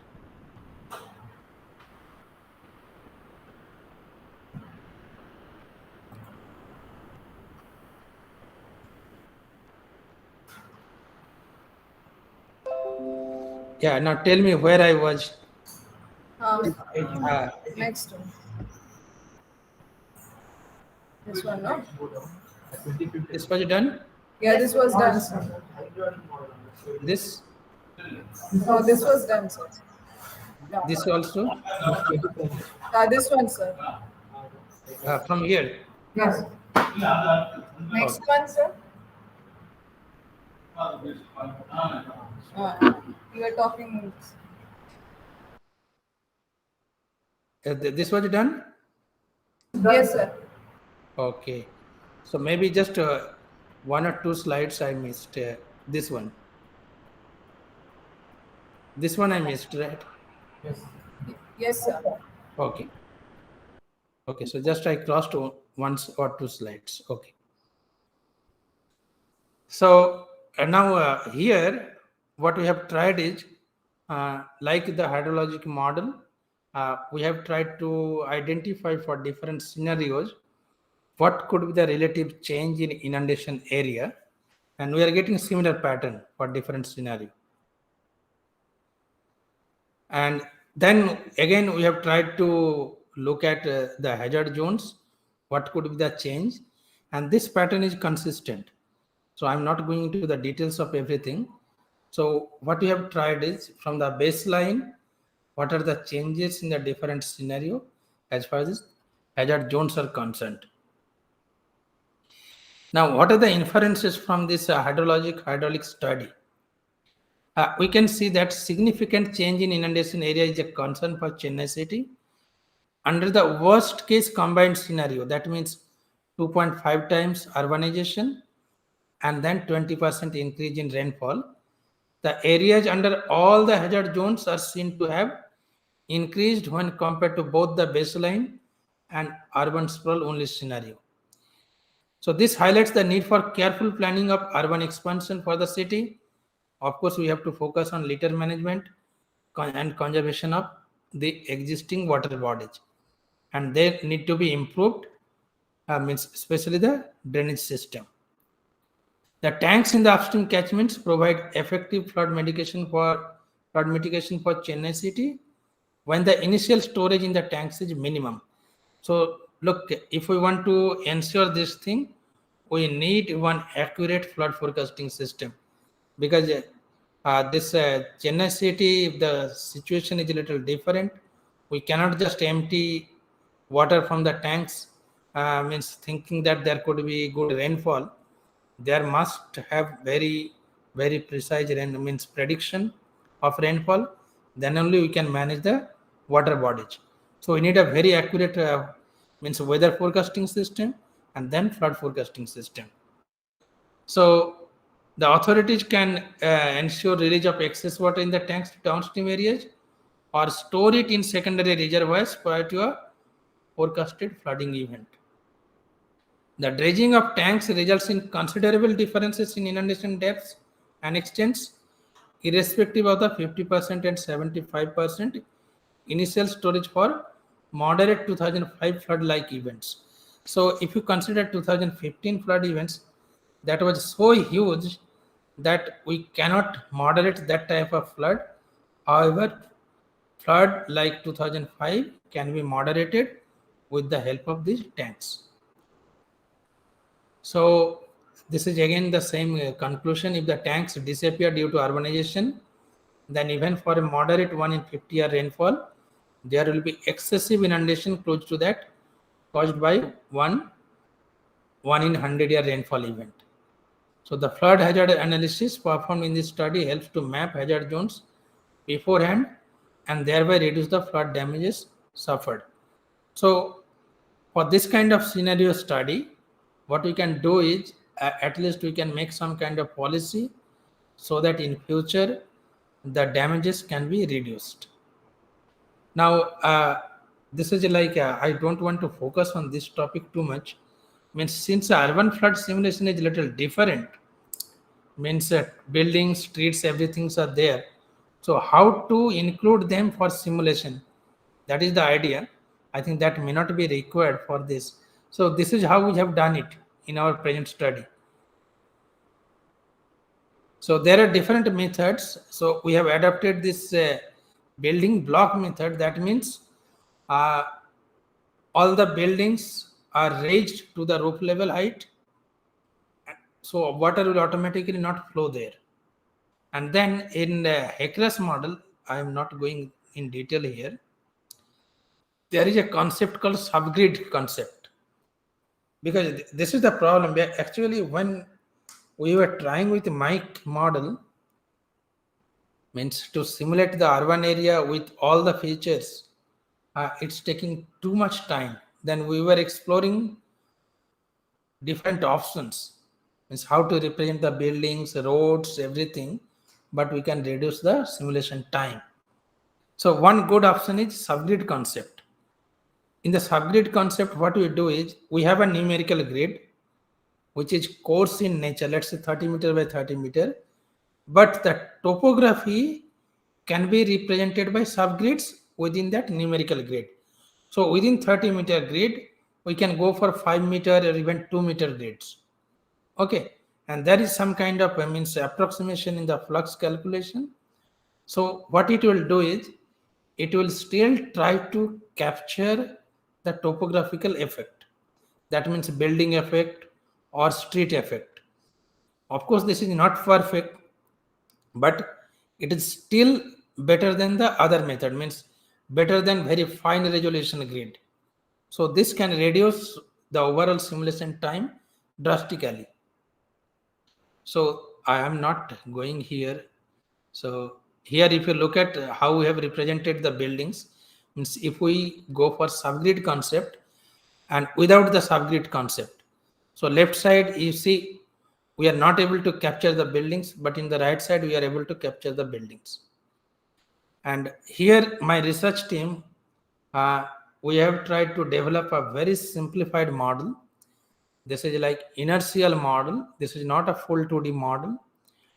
It's based on continuity equation and simplified momentum equations. And this is very fast. Even it is many more times faster than full 2D model. And I'm thinking this model can solve this kind of this limitation, simulation time. So we can save huge time for like emergency action planning.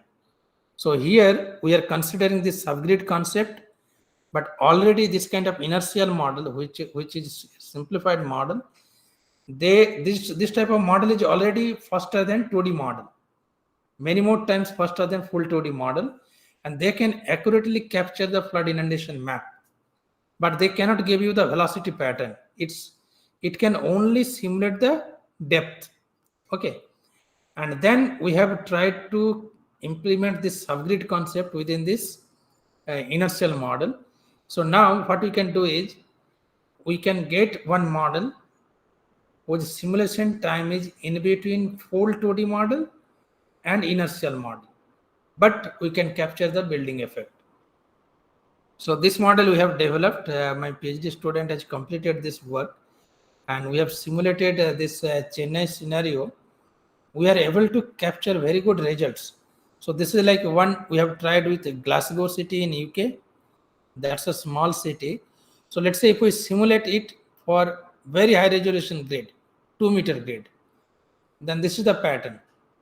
Now, if you simulate the same area for 4-meter resolution, we are getting excessive inundation here and there.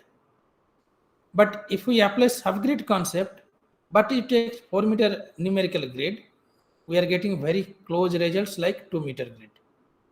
And this relative time computation also, we are much more faster than this fine grid 2-meter.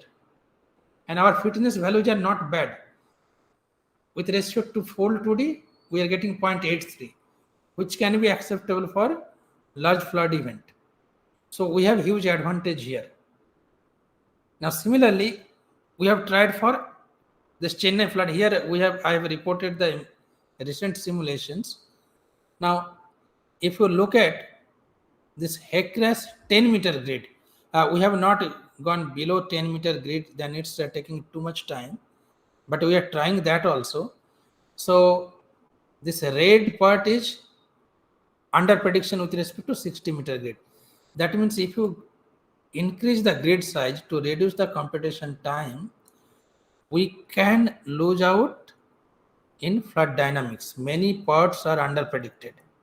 Okay, but same thing what we are doing here, if we go for subgrid concept, means numerical grid is 60-meter and we are using subgrid 10-meter, that means 6 by 6 blocks for each numerical grid. And then if we simulate, look, we don't have that much under or over prediction.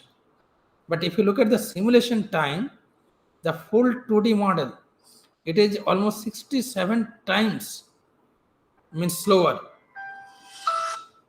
That means this type of model has the capability to simulate real-time floods. So this is my next target. So we are trying to make this model more efficient so that we can use it for Chennai flood forecasting system. So with this, I would like to stop here. Now, if you have questions or doubts, maybe you can ask me. Thank you. And I would like to acknowledge my two students, especially Nitila and Sridharan. They have developed this model and they have simulated all these events. So with this, let me go for discussion. Thank you. Thank you very much, sir, for detailing us about the various flood simulation models, urban sprawl models using artificial neural network, and also on flood hazard mapping, hydrologic and hydraulic studies, particularly with reference to Adayar Basin of Chennai. So, which is very much helpful for all the scholars and faculty who have been working in the flood modeling. And the questions will be put up in the chat box. Maybe we'll discuss it in detail at the end of the session. Okay. So next we have Dr. Srinivasa Raju sir, who is a professor, Institute of Remote Sensing, Anna University, and he has done his BTech from Kakatiya Institute of Technology and Science and his MTech from Anna University, Chennai. He has done his doctorate in College of Engineering, Anna University. and he has received the Active Consultant Award in 2019 from Center for Technology Development and Transfer at our university. And he has been a member of various professional bodies like International Society of Digital Earth, Ocean Society of India, Indian Society of Geomatics. He has published almost 51 papers in various national and international journals to his credit, and his field of specialization are geomatics, urban planning, and GIS modeling. Today, he is here to enlighten us about modeling urban floods using geospatial tools with reference to Chennai. Over to you, sir. Yeah, good afternoon, one and all. So I am thankful first to Dr. Bhaskar and Narmada for giving me this opportunity to share you what we have done at Institute of Remote Sensing with reference to the use of geomatic technology for the urban planning, particularly urban flood management, which the institute is working for more than 10 years from now. Since 2008, Institute of Remote Sensing is involved in urban floods, particularly for the Chennai area, where we started deriving high resolution digital elevation models with the help of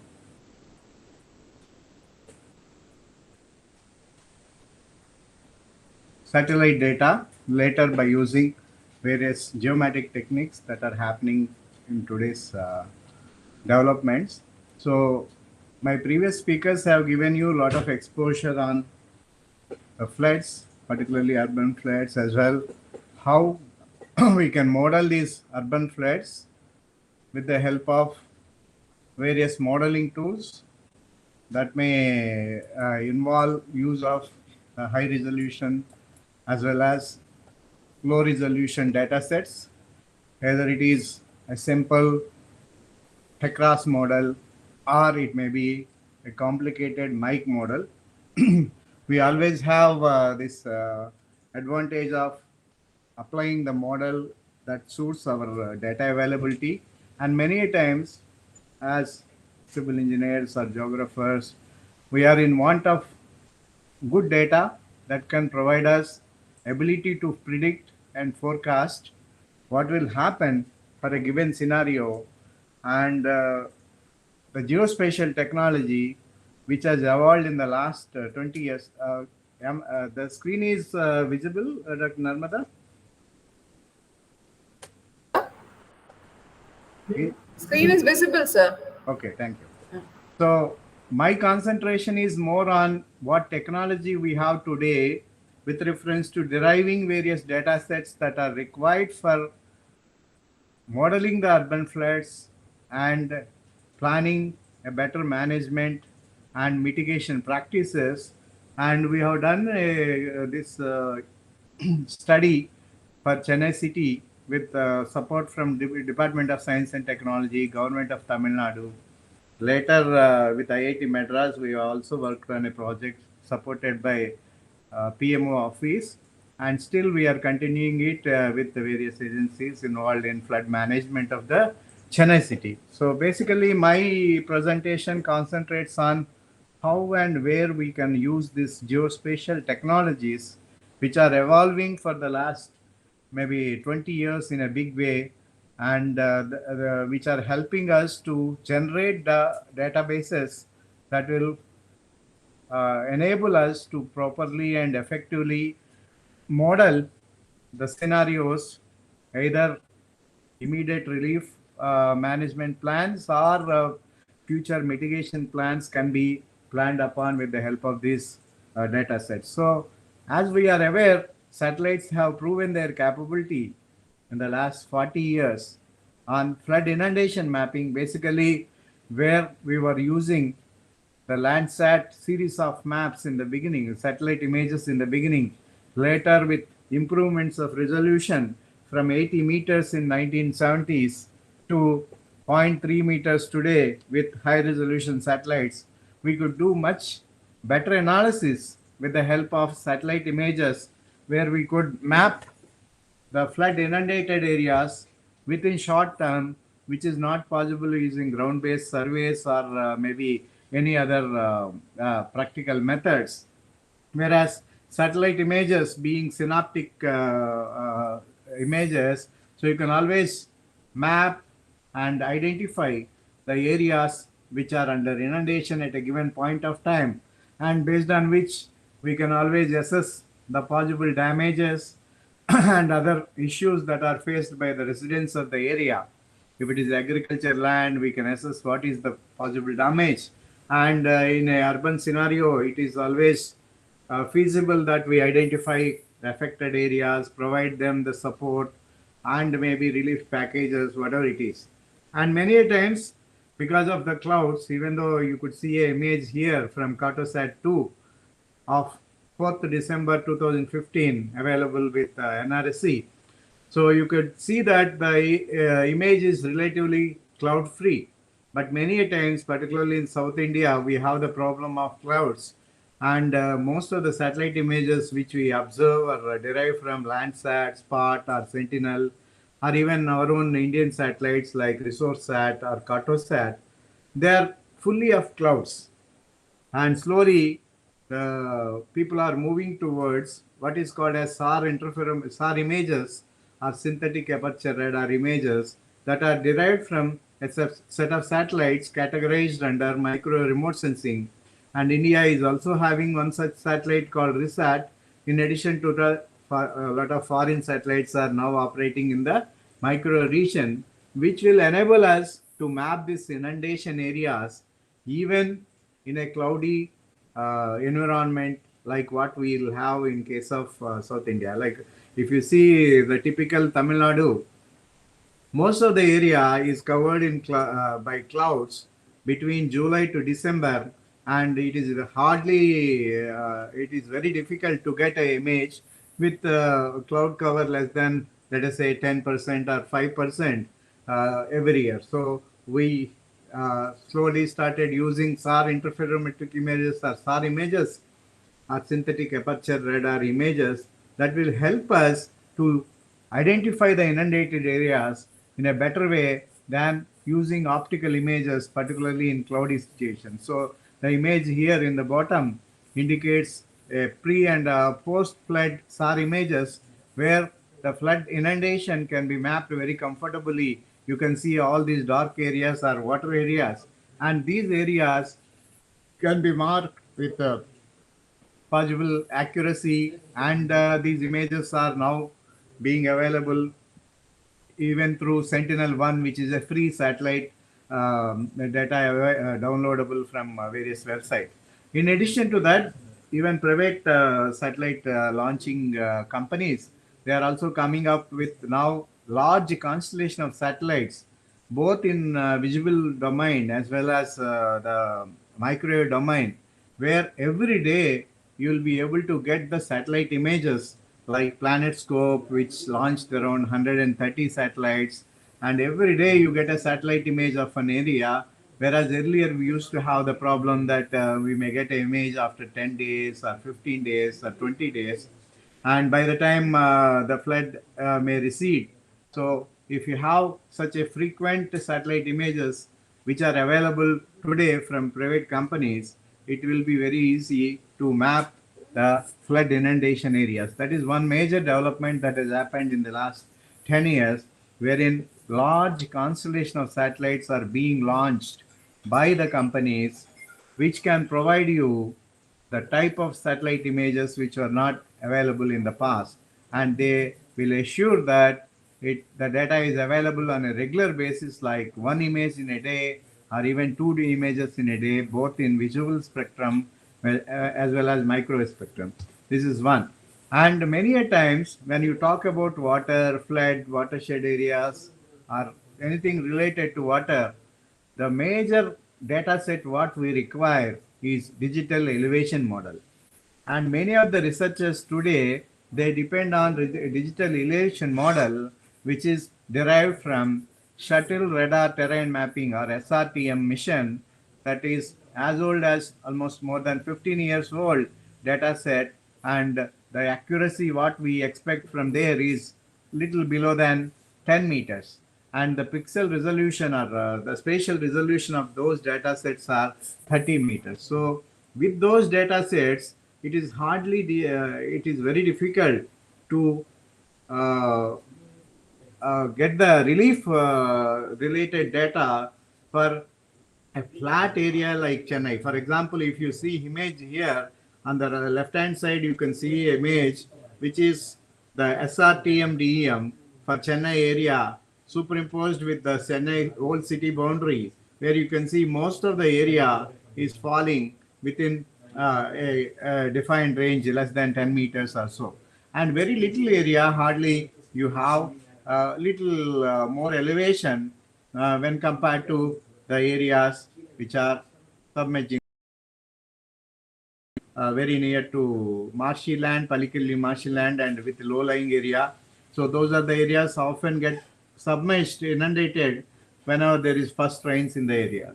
Similarly, some areas in the north, they also undergo frequent flooding because of the uh, low-lying areas.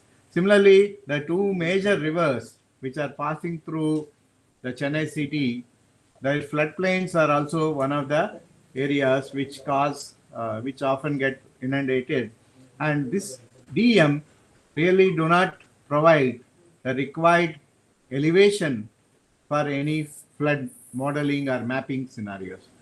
Even though the Indian satellite called Cartosat with a better resolution has provided a better DEM with an accuracy of maybe 6-7 meters, still many of the topographic relief characteristics are not depicted on this image. Like you can see on right hand side, there is a digital elevation model wherein you have different parts of Chennai city indicated in different colors, where you can see very low relief is seen in most part of the area, eastern part of the area, and a very little portion in the periphery of the city boundary, earlier city boundary, is having high resolution, means better, little higher elevations. So many a times these areas in green color, they get inundated. One is due to their elevation, and second is their proximity to these two rivers, particularly Adayar, and the basin, the floodplain of Adayar is always prone for flood inundation. So these two data sets, which are derived from satellite, even though they are widely used for researchers, always keeps the researchers at bay that they will not actually represent a relief in required fashion, particularly in areas like Chennai, where topography is almost flat. So the resolution, the accuracy, what we get from satellite images is hardly useful. And here we expect at least a sub-meter or maybe around 50 centimeter accurate digital elevation models, which are not available in the past, whereas with improvements in geospatial technology today, we are able to do that. So this is another pictorial representation which we have taken from Ray and Pandey, where you can see the digital elevation model of the Chennai city is hardly representing some of the features which are having very huge relief. Those who are having familiarity with Chennai, you can see there is a large dumping yard in South Chennai in an area called Pallikarni. And here, the digital elevation model doesn't reflect any of these dumps, which are causing major problem to flow of rainwater and causing backflow of the water and inundating these low-lying areas in South Madras. Similarly, the areas very near to airport, they are also not perfectly or accurately represented with respect to DEM with conventional digital elevation models. So researchers always want more and more better or accurate DEM, which is now available with the help of modern geospatial tools like laser scanners. So laser scanners is one of the technology that has evolved in the last 10 years, and today you have very good instruments and facilities both in the country as well as abroad that can provide you digital elevation models and digital surface models with a accuracy better than few meters, as well as where even sometimes it is less than 10 centimeters. So that's where we are looking at today. So there are variety of laser scanners that are existing and available. Some are put on a tripod like this. When you are dealing with very micro level local area inundation, you can use this ground based systems where a laser scanner put on a tripod can be used to generate a digital elevation model for a smaller area like a residential project or maybe some small colony or something like that. Whereas if you want to do digital elevation model for larger areas, a mobile based or vehicle based laser scanners are also available today, where these laser scanners are fitted on top of a car like this with integrated GPS and inertial navigation system or IMU unit, inertial measurement unit. So with the help of integration of GPS, IMS and these LiDAR scanners fit on top of the vehicle, so you can just drive this vehicle along the roads of the city, and this laser scanner will scan the profile of the ground, the obstructions, the variation of the terrain, the medians, and even the buildings. So as Professor said in the previous lecture, one of the major issues is the high resolution data sets. And one of the ways to solve this problem is by using mobile laser scanners, where we will be able to get the elevation with accuracy better than few centimeters, like 10 centimeters. And the way in which this mobile scanner works is very simple. So it pumps huge number of rays, like 2 lakh rays per second in all directions, and those rays will go and hit the object, come back, get received by this similar same laser scanner, and based on the time of travel of the signal, it calculates the range between this mobile scanner and the object, which in turn is converted into XYZ position, and that particular position is called as point cloud. And the output of this particular laser scanning will look like this, where you will be able to identify not only the major objects like trees and features on the road. You could see that you can see all the poles, medians, markings on the road, obstructions to the flow, everything it scans. So basically, the point spacing between 2 points will be as less as few centimeters, like maybe every 10 centimeter I'll be getting a XYZ coordinate. So with such a high accuracy, it is very possible that we represent the terrain in a better way, rather than taking 1 point at every 10 meters or 1 point at every 30 meters. That is possible only by that is possible with satellite images in the past, like our SRTM DEM or the other DMs. But the cost, what we look at is, of course, it is more, but still, when you see the damages that are caused by the flood in the past, like in 2005, Chennai has a worst flood, and later in 2015, we had another major one, and even this year, we have havocs in most of the areas in Chennai. So, managing and mitigating this has become a better option rather than facing it. So people are trying to use the technology so that they can plan a better Chennai. And in addition to that, many of the modeling tools, because Chennai being a coastal city, not only we have the problem of inundation due to rainfall, sometimes the water that is flowing to river will not be able to enter the sea because of high tide, storm surges, because most of the inundation in Chennai is caused due to storm surges or cyclones. So during the cyclone and storm surge, the sea level itself will be rising to a higher level, and that causes the the water that is coming from land portion not to reach sea, and actually back flow of water will happen. So we need not only the elevation of the ground, but also we may need bathymetry or the bathymetry as well as topography in this modeling. And these laser scanners are even used in various platforms, starting from boards and other tools like shown. So this is another data example that can be derived using laser scanners. And today, the laser scanners can be put on a helicopter and aircraft to cover very large areas like cities. And they are now mountable on a UAV or drones, so which helps us to do the survey for larger areas as well, localized areas depending on the study area extent and direction.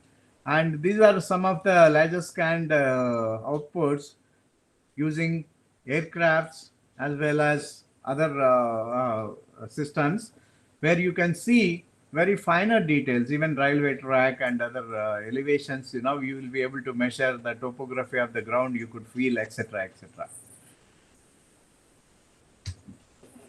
Then the other technology which has grown up in geospatial domain in the last years is called as mobile mapping system, wherein instead of laser scanning, we use a field called photogrammetry.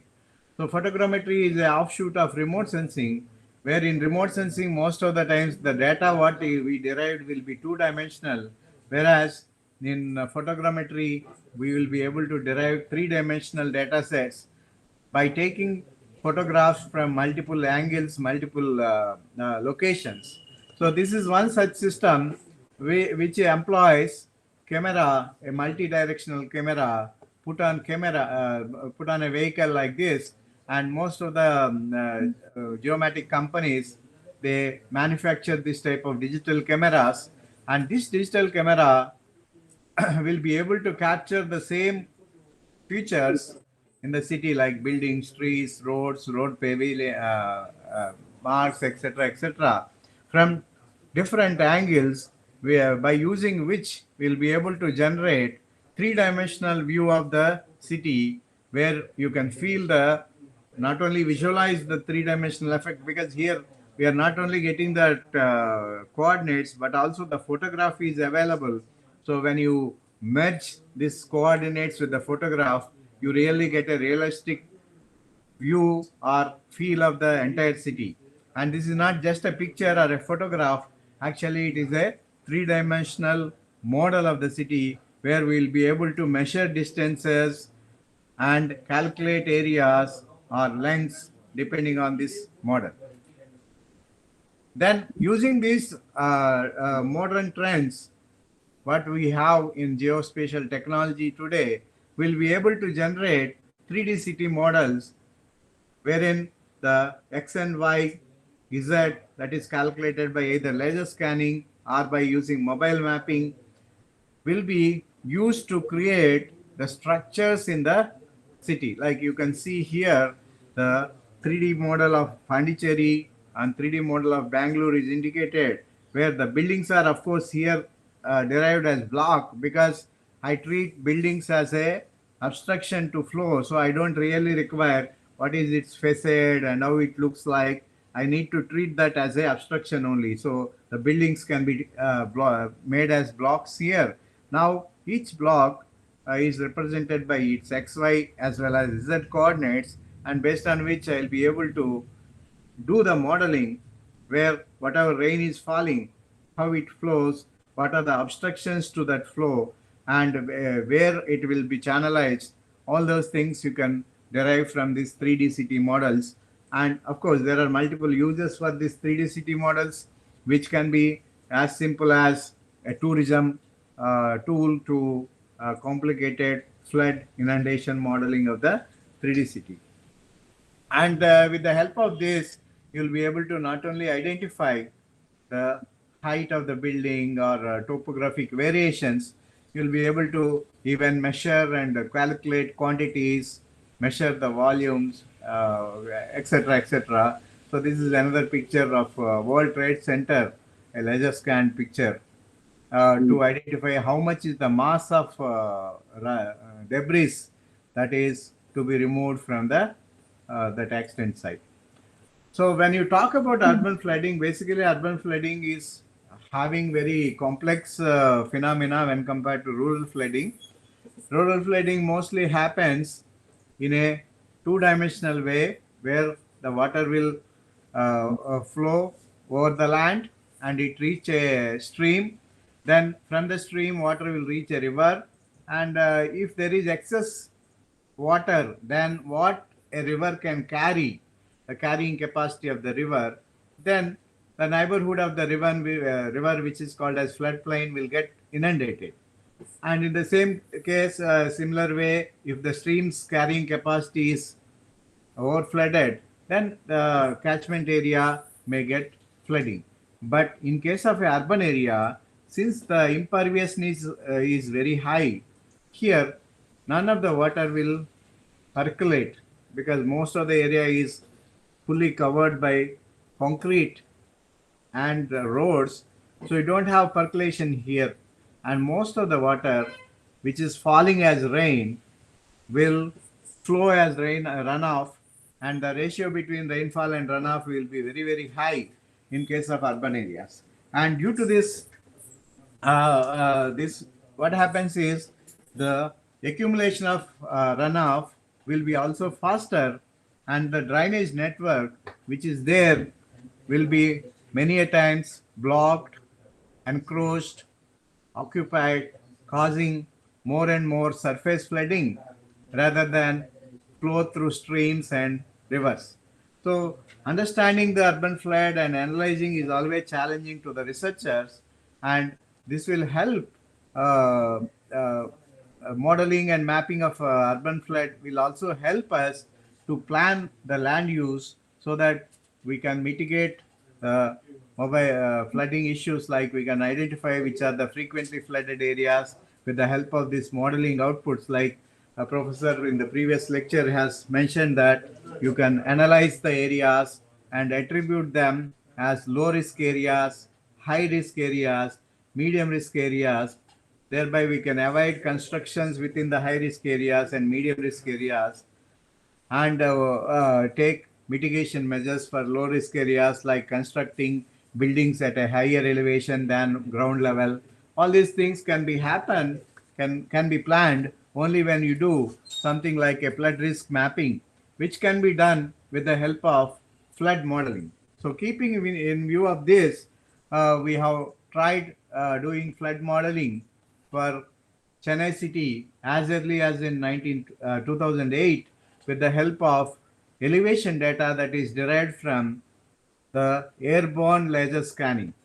And in case of urban floods particularly, the depth of water is very important when compared to extent, because if the road or area is covered by 1 feet depth of water, then we may not feel any havoc. Whereas if the same area, the flood depth is more than 3 meters, or let's say more than 5 feet or 6 feet, then we always have the issues like casualty, damage to the property, and loss to civilian means property also.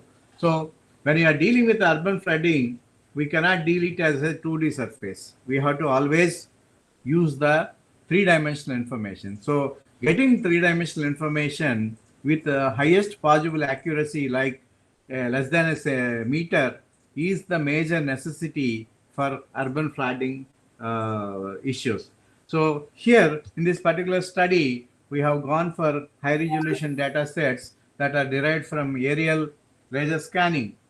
And if you see a typical urban flooding scenario, so unlike rural flooding, where the water will flow over surface and reach a stream, then to the river, here we'll be having multiple flows of water. One is 2D flow, which is surface flow, here indicated as lawn runoff, and one is called as 1D flow, which is passing through streams, canals, small drains. surface drains, which is indicated as gutter flow here. In addition to that, we also have one more flow, that is through storm water drains that are put underneath the road. They also carry a lot of the water, and it comes and joins nearby stream. So you need to integrate a surface flow, which is a 2D flow, a stream flow, which is a 1D flow, and a pipe flow, which is passing through stormwater drains together to identify and analyze what is the accumulated effect of all these flows. And in addition, when the city or urban area is very near to coast, you have a flow that is occurring in the reverse direction, that is due to rise in tidal waters due to storm surge as well as the cyclones, winds, etc. So in the model what we tried for Chennai city, we have handled three-dimensional modeling, where the river flooding is handled with 1D flow, handled as 1D flow because it flows in a linear direction, and inland flooding is dealt as 2D flow, and pipe flow or stormwater flow is dealt separately. And there are humpty number of modeling tools available. Some are free and some are costly or paid. Like for example, Mike 11 is a paid software, and at the same time, HECRAS, HECSMS are free downloadable softwares. Similarly, the institutions have developed their own flood modeling tools, which can be also used by the researchers to understand what is the relationship between rainfall and runoff in a 1D flow scenario. So the inputs what we require here in 1D flow basically is the stream characteristics, like river or stream, what is the cross section, what is the slope of the river bed, and what is the friction that is caused by the river bed, and DEM in the neighborhood of the river, that is floodplain, and also some water level gauging that is required for calibration and validation of the 1D flow. Whereas in case of 2D flow, again we have softwares which are free as well as paid, where the input data is entirely different, and this is where our geometric tools or satellite data will be very helpful. Like you need a detailed land use map where each land use has its own friction. For example, if it is a barren land, the water flows faster. If it is a land with a grass or some type of vegetation, then the friction caused by the grass or vegetation will slow down the water. Similarly, if there is a building, it will totally obscure the water to flow over that portion of the land. So land use is one of the major criteria, and here we'll be able to use our high resolution data sets like satellite images from high resolution systems like maybe ResourceSat or WorldView or whatever it is, along with slope map, which can be derived from digital elevation model. And here the digital elevation model, what we expect in a plain area like Chennai, should be having a accuracy better than, let us say, 25-30 centimeters, which is not possible from conventional satellite data sets. In addition to that, we also require precipitation data, because particularly in recent scenario, if you observe, the rainfall patterns are so staggered and they are not very even throughout entire area. For example, if you take Chennai city, we may have 5 or 10 maximum rain gauge stations. That too, earlier when we are doing this project, there were only 2 or 3 rain gauge stations, Nungambakam, then Kodambakam, Nungambakam and airport we used to have. Now the IMD has established some 10 or 12 stations throughout the city, but as per National Disaster Management Agency guideline, the density of rain gauges what we should have to understand the precipitation pattern in the entire city is much more, and they expect around 50 to 60 rain gauge stations, which can provide you data in real time to the model, so that we can estimate what is the rainfall and how this rainfall is going to convert into runoff and subsequent inundation patterns. In addition to that, we also need soil map in case of the areas where exposure is there, so that we can include the infiltration. And the outcome of these models will normally be a hydrograph, and that also helps us to understand this thing. Then the last and important model, particularly for urban scenario, is the pipe network model, where we are interested in modeling what is the flow that will come through pipes or stormwater drains from various roads into the streams.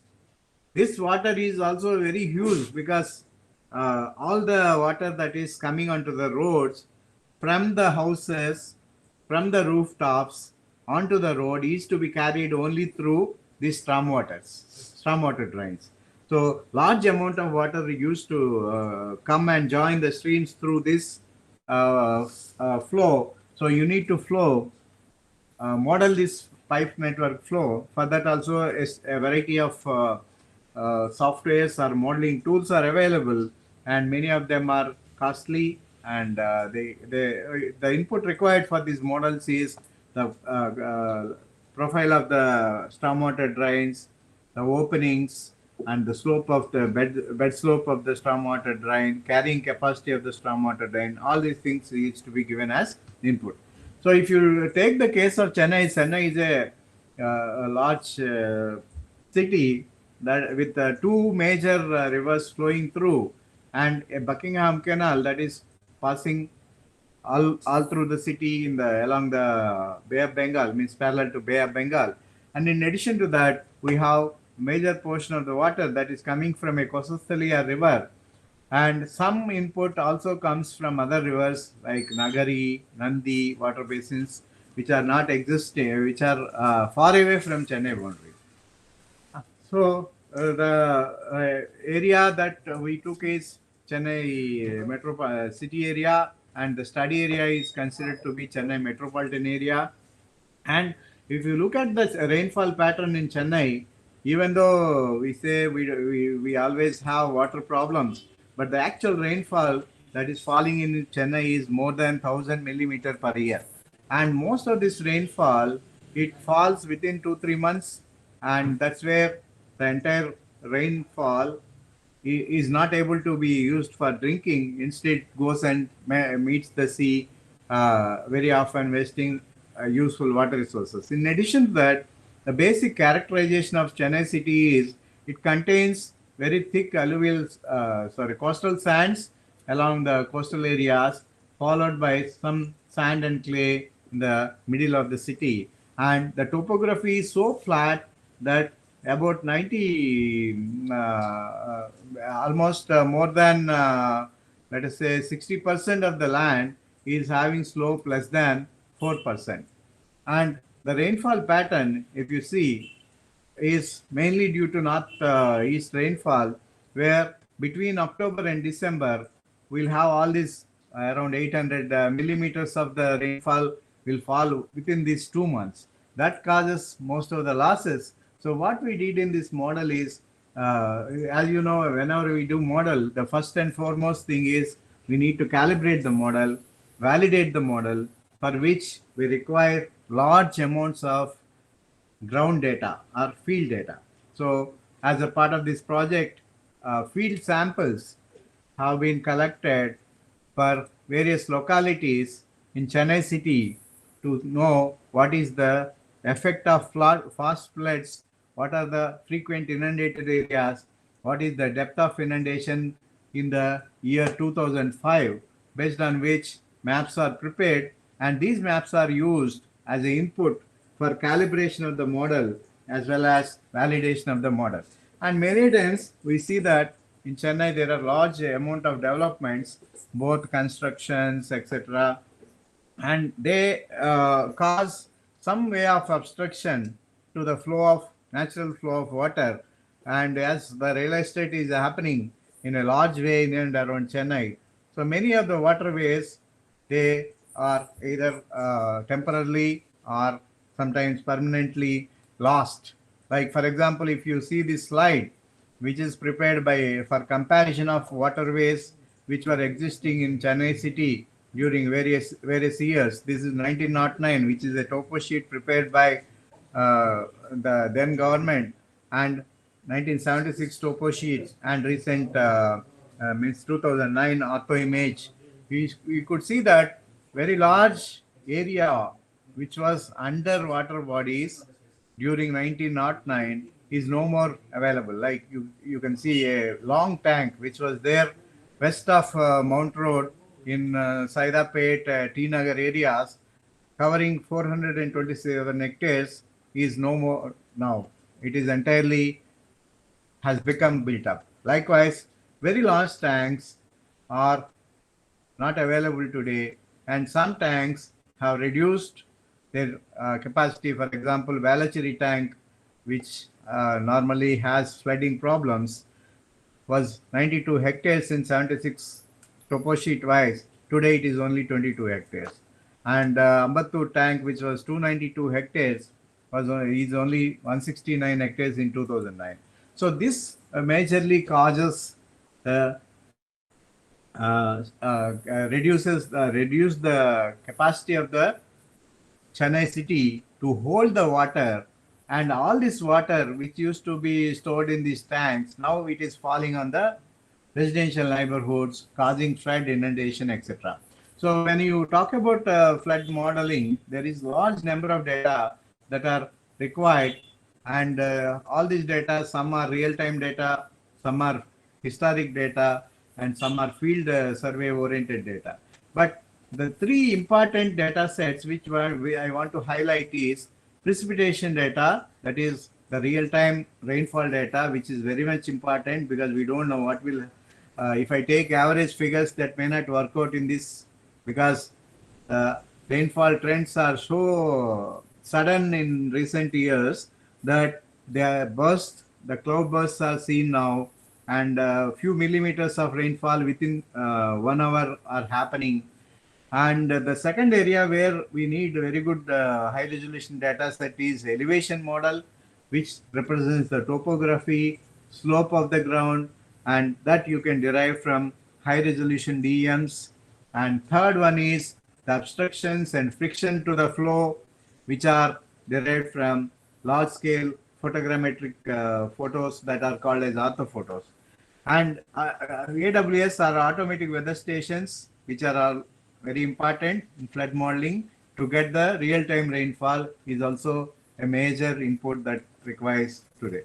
So this is what we have used in laser scanning, a helicopter fitted with some sensors at the bottom, which sends the signals towards the ground and gets the reflected signal, based on which we will be able to generate a digital elevation model. So even here in this particular study, what we did is we have a density of 1.5 points, means around 3 points in every 2 square meters, means any part of the ground which is having a area of 2 square meters, there I have 3 elevation points, means I know the elevation at 3 locations within that 1.3 square, sorry, 2 square meters.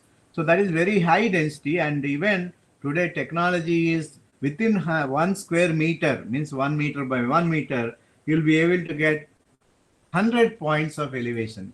So maybe we are not so greedy, but still the capabilities of geometric technology or geospatial technology has increased so much in the last 10-20 years.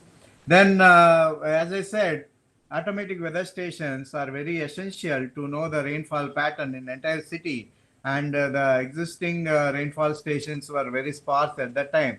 So the institute has installed about 20 automatic weather stations which can give a representative rainfall distributed throughout the city like this.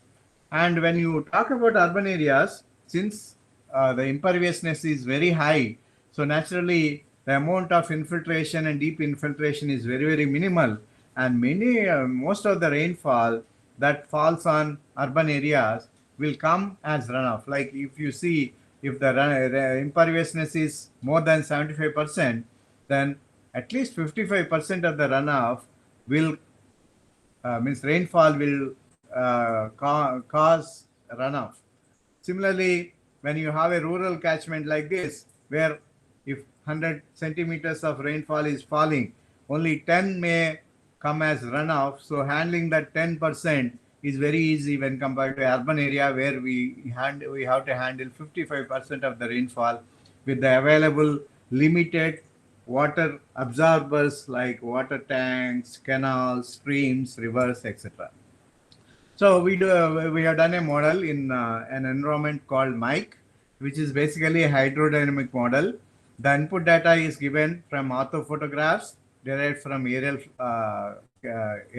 flying, and these ortho photographs are used to generate a land use land cover map as well as building footprints, because building footprints are the required things for assessing the direction of flow, the channels of flow, because most of the runoff will happen along the roads within a city environment. And from LIDAR data, we have derived a digital surface model. Then from that, we have derived a digital elevation model. The basic difference between these two is in surface model, buildings are shown.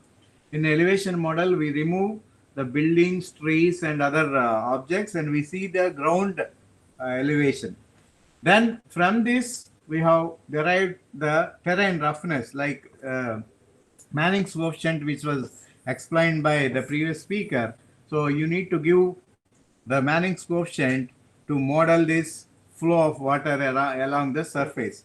So Manning's coefficient is basically a friction coefficient that will be varying depending on the type of land use. So using the land use, using the digital elevation model, we have derived the terrain roughness as Manning coefficient, and that is given as a input to hydrodynamic model. So this model is now calibrated by changing the parameters of Manning coefficient and validated with the help of the flood extent maps, which are derived from the previous spread, that is in 2005. And once it is validated, we'll be able to use it for further forecasting and use of uh, predicting the possible inundated areas like the current floods, what is happening here. In addition to that, one more important criteria in disaster management or mitigation is dissemination of this information. So a control room is envisaged in this, where the data from rain gauges, data from other real-time servers like cloud compute, cloud sourcing, etc. They are integrated in control room, and a model is run based on which advisories are generated, and those advisories are to be sent to the people through mass media, radio, etc., so that people will take necessary care. Because one of the major issues that we have faced in 2015 as well in 2005 floods is the warning time was very less, and many people could not come out of the houses, which caused some of the deaths that has happened. Whereas in recent floods, you can see the information is so fastly disseminated, and people have very limited liabilities during this flood. And based on this modeling study, some of the recommendations were given to connect tanks in such a way that the overflow from one tank can be stored to other tank, and finally they will be sent to the water discharging structures like Palikarni Mass Swamp, then Buckingham Canal, and other areas, and with the help of which we'll be able to identify. Then the other small exercise we have did in using this model that is developed is to see the impact of the proposed drainage, means stormwater drains in Adayar watershed. For example, under World Bank funding, the government of Tamil Nadu wants to construct a stormwater drainage network in areas where it was not existing. But World Bank insisted that they want to know what will be the implication of this newly proposed stormwater drains on the flooding patterns of the city. So this is taken as a work and assigned to Institute of Remote Sensing, where we try to simulate the proposed stormwater drains and did the model run again to understand if there are those stormwaters existing in patches where it was not earlier, what will be the additional flow of rain fall converting into runoff, and discharging into Adaya River, and accordingly we have calculated what will be the additional flow that will be reaching the Adayar and whether it will cause more and more inundation or not, and that details are given to our government of Tamil Nadu, which is used for understanding what is the impact of proposed stormwater drains. Like here you can see what will happen without stormwater drain in an area, whereas with stormwaters, what influence or improvement will happen. Like you can see these areas are highly flooded without stormwater. Now, if the proposed stormwaters are constructed, the depth of water will become less, and most of these regions now will have very less inundation when compared to earlier scenarios. The same thing is done for various rainfall scenarios. Like you can see, since we have the existing model, so only thing is now we have to create different scenarios and apply those scenarios, run the model again, and with the help of 68 millimeter per hour rainfall, this is the scenario, and for 49 millimeter per hour, this is the scenario, and for other basin, the same exercise is done, and the outcome is we could assess that the amount of inundation without stormwater drains is much mitigated with the proposed construction of stormwater drains. Based on that, World Bank, I think they have already sanctioned the project to government, and now stormwater drains are under construction in the past 4-5 years. So with that, my presentation is over. So if any clarifications or suggestions are there, I will be happy to address. Thank you, Dr. Bhaskar, for giving the opportunity. Thanks, Narmada. Thank you very much, sir, for your elaborative and thought-provoking discussion. Thank you. Thank you very much. Thank you, sir. Thank you, sir. Thank you, sir, for detailing about the flood inundation mapping and various instruments and technologies that could be used apart from the satellite images for flood risk mapping. And also explaining us about the various urban modeling packages like river flooding, inland flooding, pipe network analysis, and various other data requirements for the modeling. And it was such a resourceful session, sir, for the scholars who are working in this field. Thank you, sir. Thank you. Now we move on to the next speaker, Dr. Amrit Lal Haldar, who is a consultant in Flood Monitoring Cell, National Institute of Disaster Management. And he has done his master from IIT Kharagpur in Exploration Geophysics during 1985 and has completed his doctorate from Vikram University, Ujjain. And Dr. Haldar has started his career as a geophysicist from Danish International Development Agency, Bhubaneswar, Odisha, and he has conducted more than 2,000 well logging in coastal belt of Odisha. And Dr. Haldar has joined RSAC UP in the year 1988 as a scientist. Initially, he was working on exploration of groundwater with use of remote sensing and geophysical techniques, and he has contributed a lot of work in Bundelkhand semi-arid region. And he has handled more than 35 projects on remote sensing and GIS-based works. And he is presently working as a consultant in NIDM, Ministry of Home Affairs, Delhi. He has contributed more than 74 technical papers in various national and international journals and symposium. And he has visited various countries like France, Switzerland, and Italy regarding various technological works on LiDAR and bathymetry. So now I request Dr. Amrit to present his to present on flood disaster and risk reduction. Over to you, sir. Thank you, Dr. Narmadaji. Now, equally, I also put my thanks to Dr. Bhaskaran, who has given ample opportunity to NIDM to show our work and what we are doing, and especially in this occasion, in this webinar, that some scope he has given to us for the flood, what can we make. So, and also that it is, it made me very simple. My prior two speakers, that is from IIT Kharagpur, Somendranath Puriji, he talked very nicely about the about the flooding in area in Madras city, and also that urban flooding method. He talked. Is it Dr. Narmada? Is it visible? My Yes, slide? sir. Yes, sir. You have Yes. to put it in full screen mode. Yes, I'm showing. Yes. Oh, that Dr. Raju, what he has explained, that has made me very simple for my topic also, because I am also the man of remote sensing and GIS, and whatever he has described. Your screen is not visible. Okay. Is it not coming? Huh? Okay, It's just 1 completely second. black. Yeah.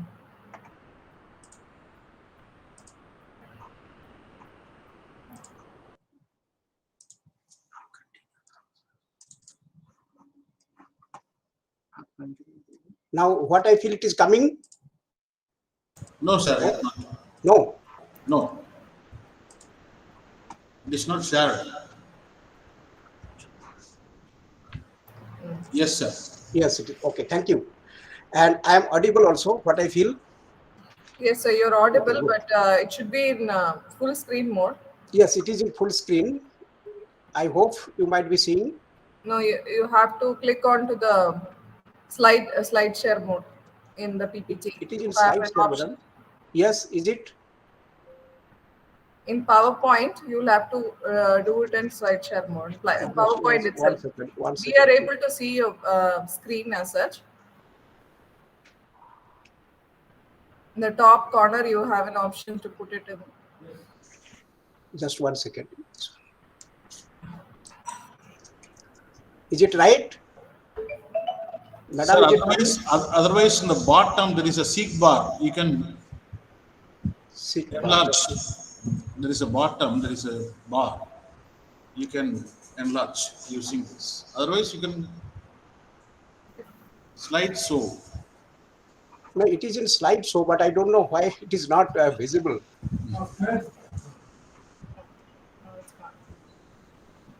Okay, now it's gone, sir. Maybe I think you can proceed in that way only. Now the screen is not totally blacked out.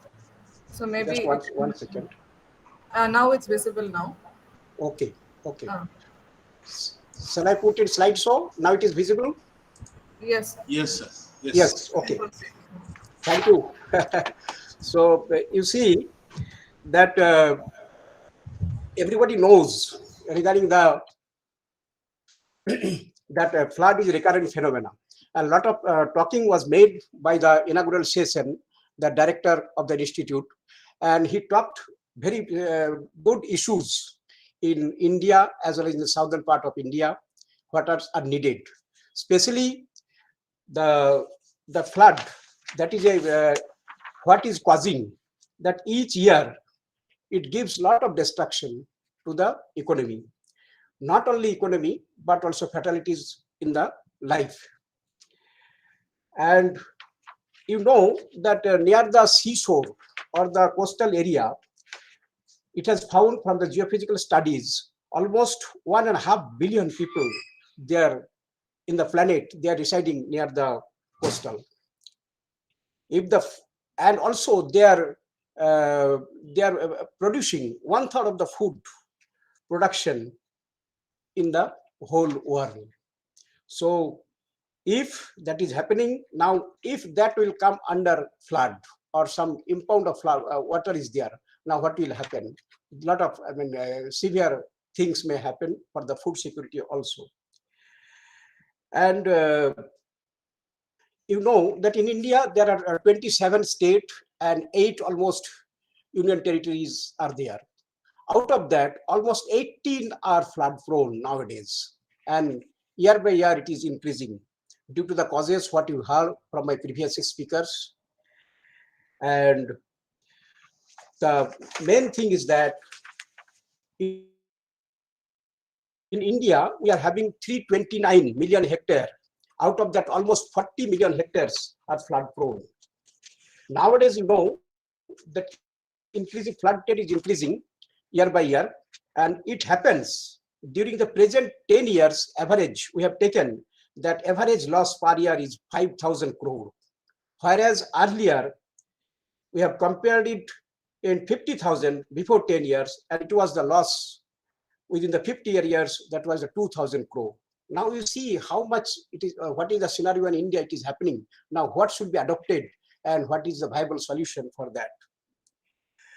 You know that a couple of causes are there. The urbanization, what you heard last 2 hours, is very, very severe phenomena. And also the global warming. It is the main culprit. What is happening? This flood, drought, lot of things are happening. These are the things are happening due to this global warming. Now, to have taken an annual average flood damage during 1953 to 2019, it was taken by the Central Water Commission, and they have seen what is the damage. Say human loss almost in India average, say 1,674. Similarly, for the cattle, it is near about 1 lakh. And the crop area, what is affecting, that is 4.2 million hectares, almost 2 to 3% of the cultivated land. The flood affected area, it is increasing trend. At nowadays, it is 7.14 million hectare. And population are affected, it is unlimited. Of course, some statistics is there, that is 32.41 million people are affected. You Sorry know to that disturb you, sir. Like, I think you need to move on to the next slide. The okay, slide which is shown that is is true, but just. I want to explain. Just Okay. please be patient sometimes. No problem. Certain things I have to highlight it because my previous speaker, they talked a lot regarding the remote sensing, GIS, and this modeling in the flood. But I have to talk regarding the overview of India. Now you see in the northern part of India, that is the most flood-prone rivers are there. Apart from that, in the eastern coast, that is in Odisha and some portion of Andhra and also Tamil Nadu, even nowadays in Kerala also it is happening. So these are the flood-prone area are there. Now these are the basic types of flood, that is riverine flood. What is happening in northern part of India, say Uttar Pradesh, Bihar, in those areas, and though what you heard regarding the urban flood, that is the nowadays it is a very common phenomena and it is increasing in trend. And also the flash flood, it is happening in say Uttarakhand and say Mumbai, a lot of places it is happening flash flood. You do not know when it will be happening. And the coastal flood, it is also there. Now during the riverine plain, that fluvial flooding plain, that riverine flood, you see that the time period of flood is more. That base time, say maybe 2 days, 3 days or so, the peak is there. You see, this peak is there. But whereas, and after the depletion will be there, and slowly it will go. But whereas this flood, what is happening? Suddenly, it is a case study of this Uttarakhand. So suddenly in 6:30 morning, it was started. Suddenly rise is there in the water level. And very few limited hours, a matter of say 6 hours or 5 hours it was there.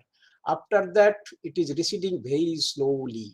Within that day or few hours, it has been receded, but very slowly. But whereas in this fluvial flooding or the riverine flooding, receding will be little fast. Of course, some days will be taken. In the year 2000, I mean this year, during the February 7th, that was the very odd day in our Indian history. What happened, you know, that is 7th February, that is in Nanda Devi National Park, in that area, that is a tremendous flash flood as well as was there due to the lot of causes. Obviously, it may be there, but certain causes I will definitely highlight. In that area, there are 2 NTPC power plant were there. One is already in the running and another was its construction. In that area, a lot of laborers were working, and surrounding also, the 83 bodies has recovered and 36 human parts were discovered or located, and more than 204 people are surviving. So it seems more than 350 people are being lost their life. Now, what was the cause? Though from the International Charter of Space and Major Disaster, it was published that a large rock and ice avalanche consisting of materials near the Ronti Peak, that was the, some debris as well as ice, 80% debris and 20% ice that has been slips down from that glacier, and it has fallen down. That mass was totally 27 million cubic meter. So that was fallen down within that, and while that was more than 3.27 kilometer during that period, that it has been converted from the ice to water, and it has suddenly fallen on that river, and it has given the enormous flood as well as damage within a very short span of time.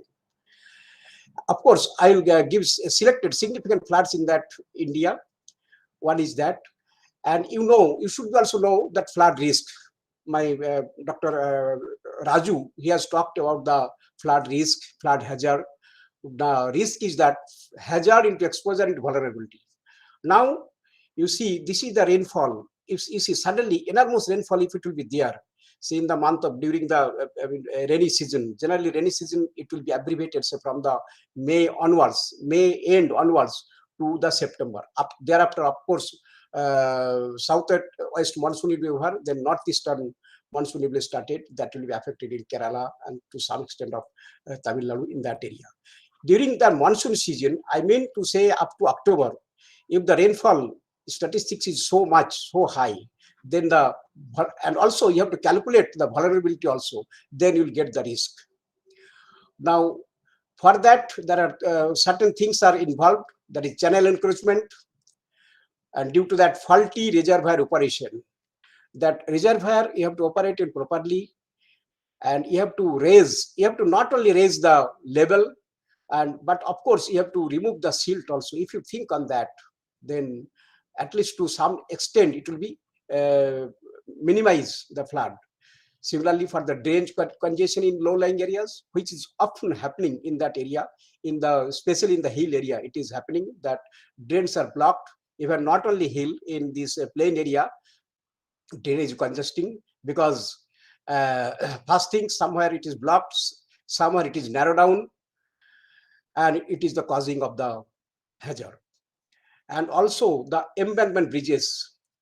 In most of the rivers, the embankments are there, and if it is not properly maintaining, or suddenly massive rainfall is there, then the embankments are breaching, and it is very common phenomena in the northern part, say Bihar and this UP, Uttar Pradesh, it is there. In other parts also it is there, obviously, but this breaching is a very important aspect for the flooding.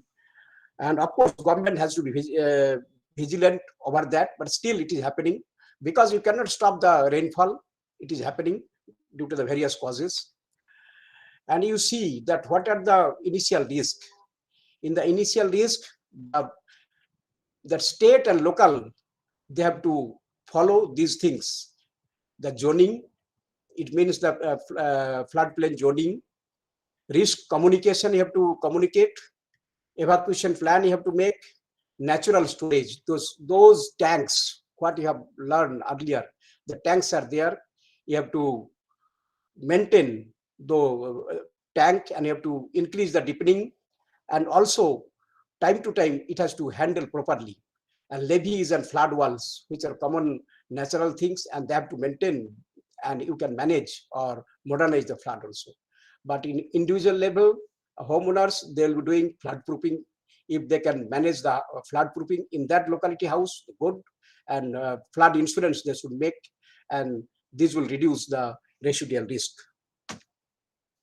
In rural places, especially in northern India, northeastern, eastern, and northern part of India have been ravaged by varied floods, resulting unconventional standard as well as unconventional ramification.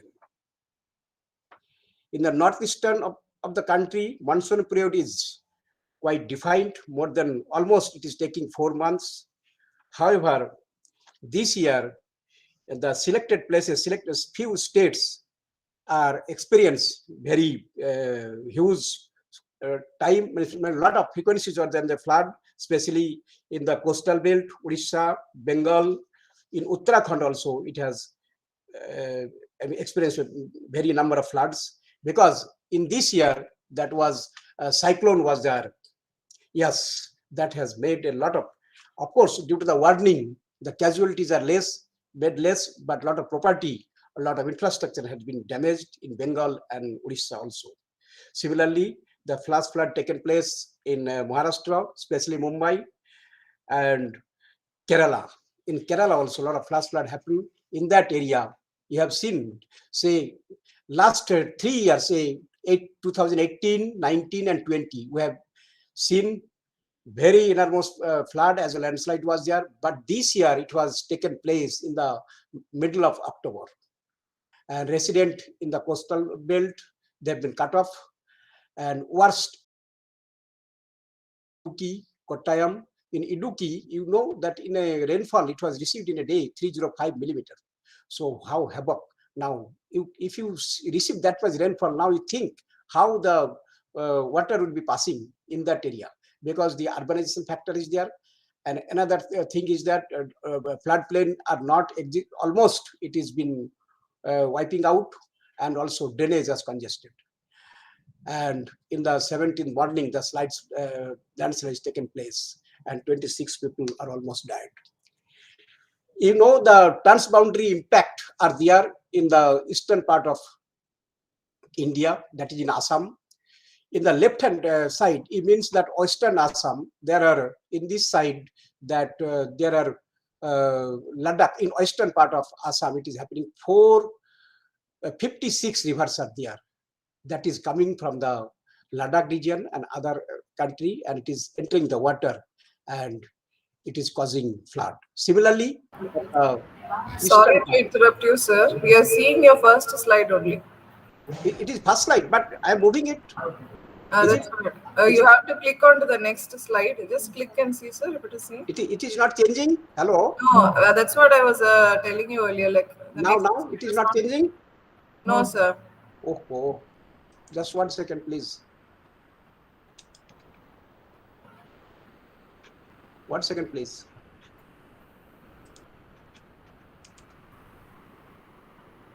I don't know why it is happening. Yes. It is there.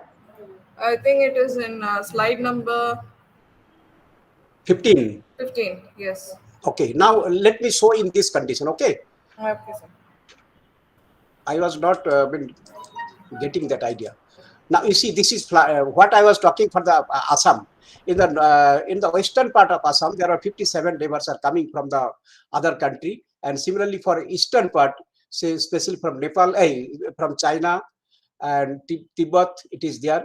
The 4 main rivers. That is one of the important rivers is that this Brahmaputra, and their main streams it is coming. The waters are coming from that country, from foreign, and it is causing the flood in Brahmaputra, and various districts and populations are getting affected. So during this year or last year, 2020, that 30 out of 33 districts, 30 was affected, and 113 fatalities were there. It means, I mean to say, due to the transboundary impact, that flood is quite common. You know that each year Assam is getting flooded, and significant floods was there 2000, 2003, 2008, 2012, 14, and 15. Now it is changing the slide. Hello. Yes, sir. Yes, sir. Changing now. Okay, correct. Similarly for the Bihar, you see in the northern part, it is coming from the Nepal, and of course we are sharing the data to them, as well as say especially we are sharing the data to Nepal and Pakistan for the especially for hydrometeorological data, and we are receiving the data, hydrometeorological data from the China also. And significant flood, you know that in river Kosi, very very dangerous river, and and there, you know, the breaches are quite often, and the migration and the course of the river are shifting. Almost you have seen that 100-kilometer area are being shifted in the Kosi.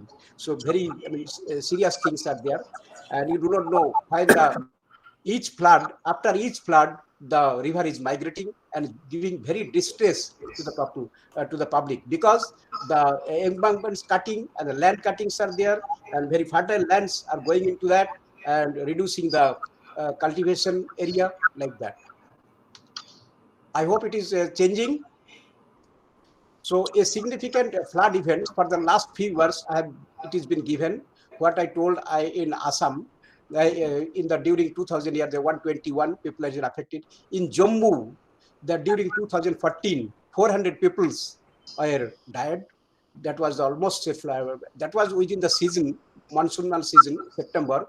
But plus, of course, incessant rain was there because they are urbanized due to the urbanization effect that public could not be shifted and managed. In Kerala, what is happening, it is in front of you. And Odisha and Bengal, these are the cyclone prone area, lot of casualty each year and multi times, 2 times, 3 times it is happening. And in Tamil Nadu 2015, it was more than 500. That was an official announcement of 500, but it's more than 500 people have died. In Kerala, what I was told, now the important aspect is the climate change. You know, the global temperature that in all the countries are sitting together, they're trying to maintain by the year 2100. We should not increase the temperature 1.5 degrees centigrade. And because a lot of factors are there. Due to this climbing, due to this global warming, you see each year, say a lot of moisture are taking place in the surrounding environment. And say for 0.5 degree centigrade increasing, say it is causes a 3% more atmospheric moisture in the atmosphere. And that moisture is there naturally, that will condense, and it is giving the flood. It is giving the flood. And within the small time, it is giving a lot of rain, and it cannot pass out within the limited time because a lot of factors are there. And also the poor infrastructures are there, and rapidly expanding this urban, that is the scale of lot of loss and poverty. And the cities is having what I was telling, the proper drainage. And they have expanded into marshes, wetlands, and the floodplains are being blocked. So this is the causes, and it was happening the flash flood. And this another important thing is that due to the in the hill, that there also temperature is increasing.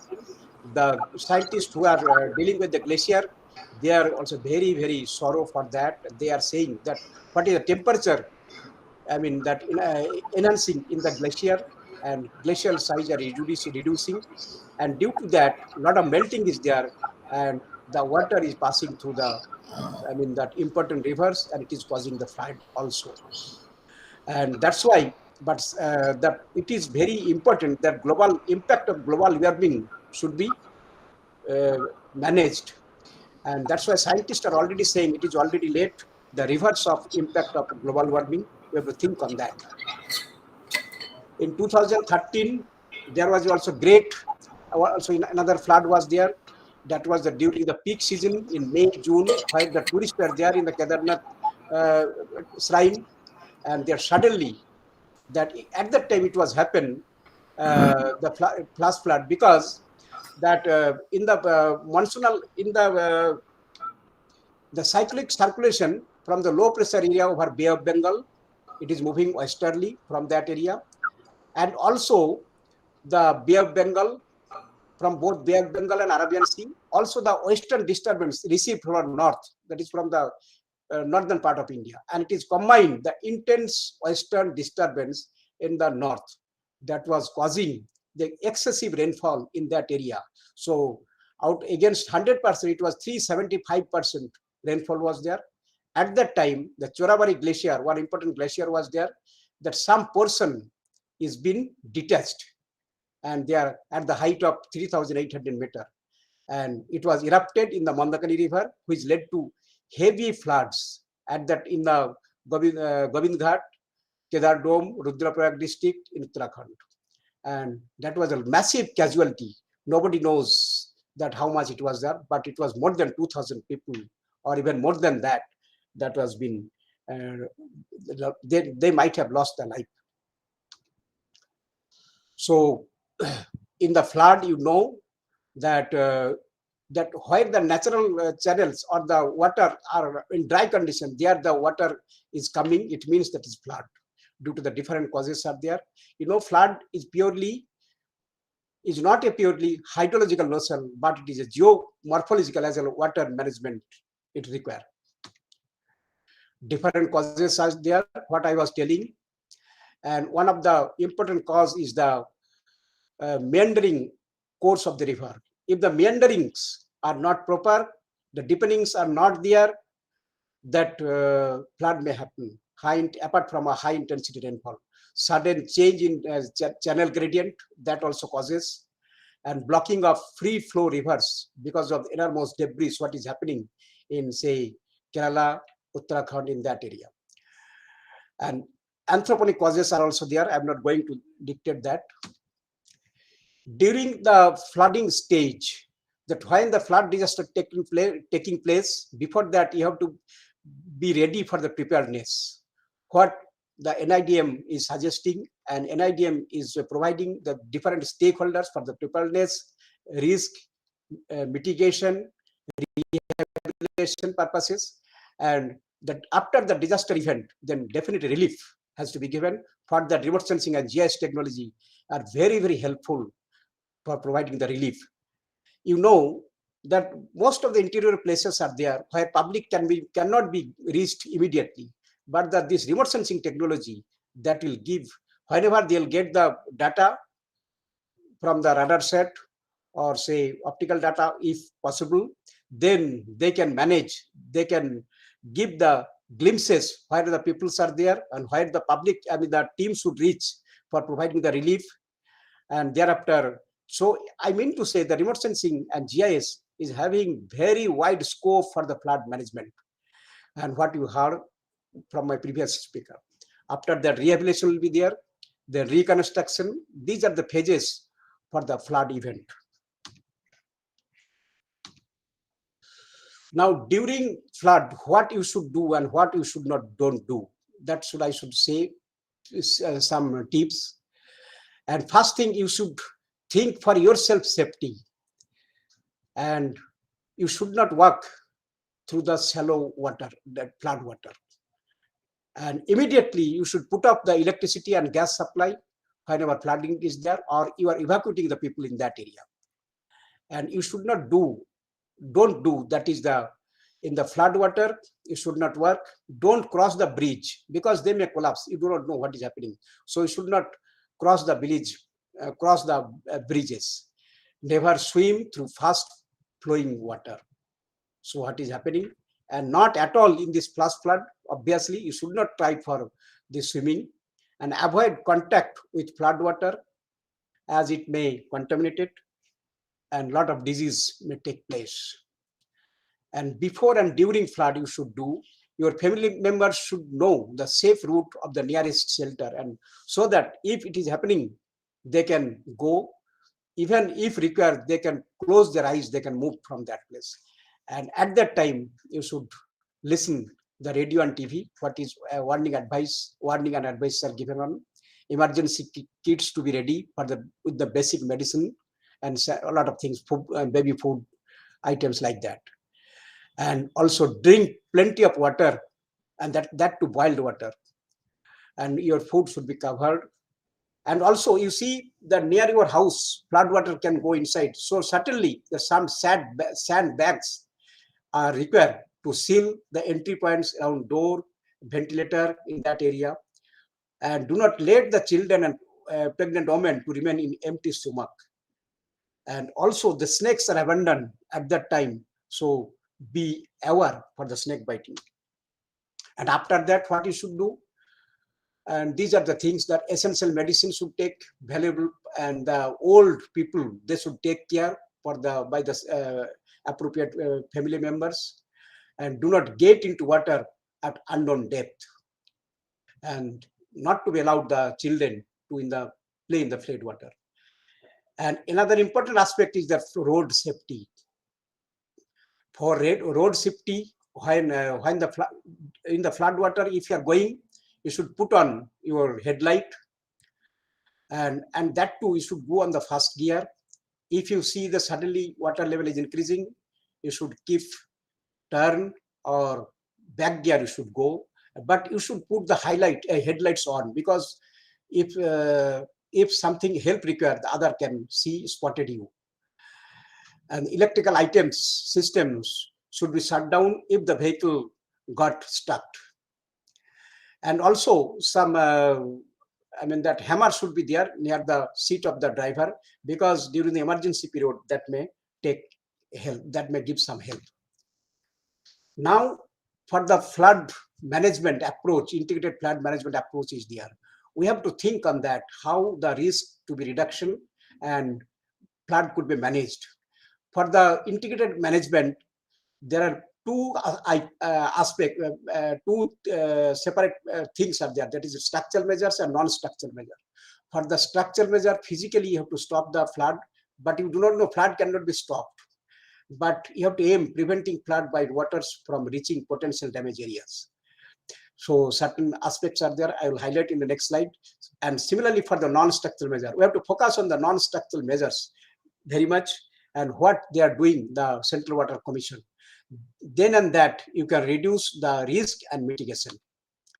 For the structure measure, it needs to decrease the intensity of flood peak by holding or diverting water of inflows to the area, or by constructing several dams, and to keep flood away from the people. You know, the India is having more than 5,000 dams, but still there are less, and it needs some more flood cushion in those dams. Of course, this is the data. This is taken care by Central Water Commission.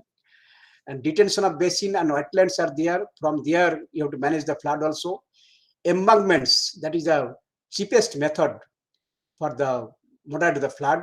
In India, more than 37,000 kilometer embankments are constructed and have to manage.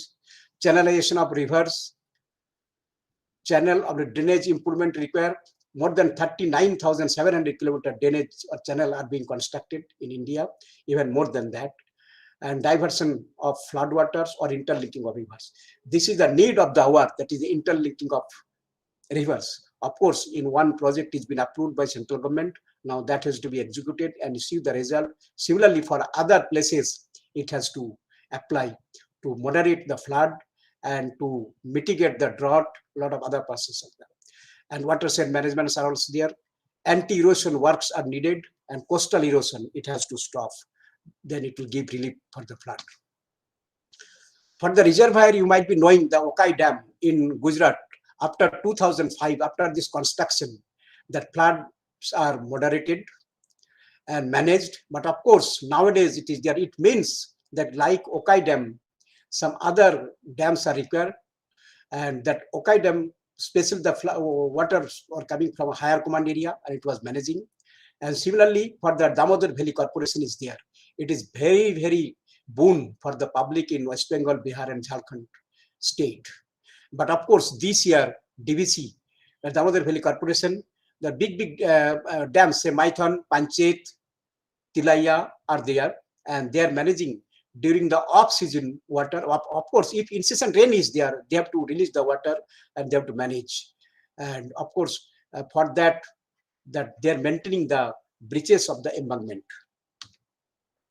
And in the detention of basin, what I was telling, that utilizing natural depression and swamps, you have to manage the capacity by constructing and encircling the embankment for a temporary release of stored water. For the embankments, you see a lot of including ring bunds, town protection works are required. Apart from the embankments, it has to control, because in the northern part, the plain alluvial, that Gangetic plain is there. This is very quite common phenomena, the breaches, and that's why it was happening. But for that, it needs. But of course, the Central Water Commission is working the flood water spreading, because if the embankment the water level is this much, embankments is getting breach, say 0.5 meter, and surrounding the area, if we are having the contour, then you can tell that this is the area where the people should be evacuated, or this much area that where the crops will be affected. So the embankments are playing a obviously it is cheap role, but of course if the contouring is done, or to some extent that through high resolution satellite data it could be there, but mostly you have to take help from DGPS and say LiDAR survey, what was talking Dr. Raju. Those surveys are very, very essential to, but it is a huge task, but it's the need of the hour, the contouring of all over the at least flood prone areas. Similarly, for channelization of river, here the important thing is that while Dr. Raju, he was talking regarding the bathymetric system, you know, the big dams are there, as well as some, canal and sub channels are there. You have to detect how much silt is there. If you detect it, then you can plan for removal. Then bathymetry is a very useful equipment. And you see in certain rivers in the northern part, they are managing and they're moderating the flood, especially in Uttar Pradesh, by this dredging. They're calculating how much silt is there in the big dams and the canals and the rivers. They're removing. And during that season, at least flood is moderating. Of course, the number of flood is reduced. Of course, if some incessant rain is there in India, as well as say from Nepal or Pakistan or China, then you cannot manage. But by this moderating, this dredging, by using this bathymetry, if you appropriate sand or dredging, if you made it, then channelization, that routing of flood water could be managed. That is giving lot of importance or lot of benefits to the public. But of course, some demerits are also there. If in that year, if you are removing the silt, and whenever some huge rainfall, it is there, again some cutting is there in the land and it is filling.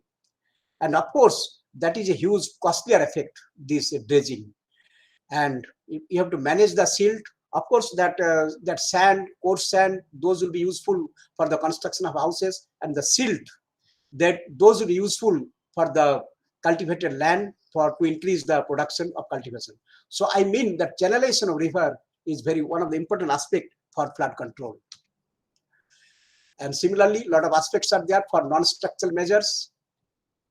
Immediately, as per government's order, Supreme Court has made it the floodplains to be removed, and that is the cushion for that to absorb the flood water. You have to get ready, or by natural solution, you have to make the flood management. That is by floodplain zoning. If you restore the earlier stage, to some extent, at least flood will be moderated, and some time will get, not that much havocness will come.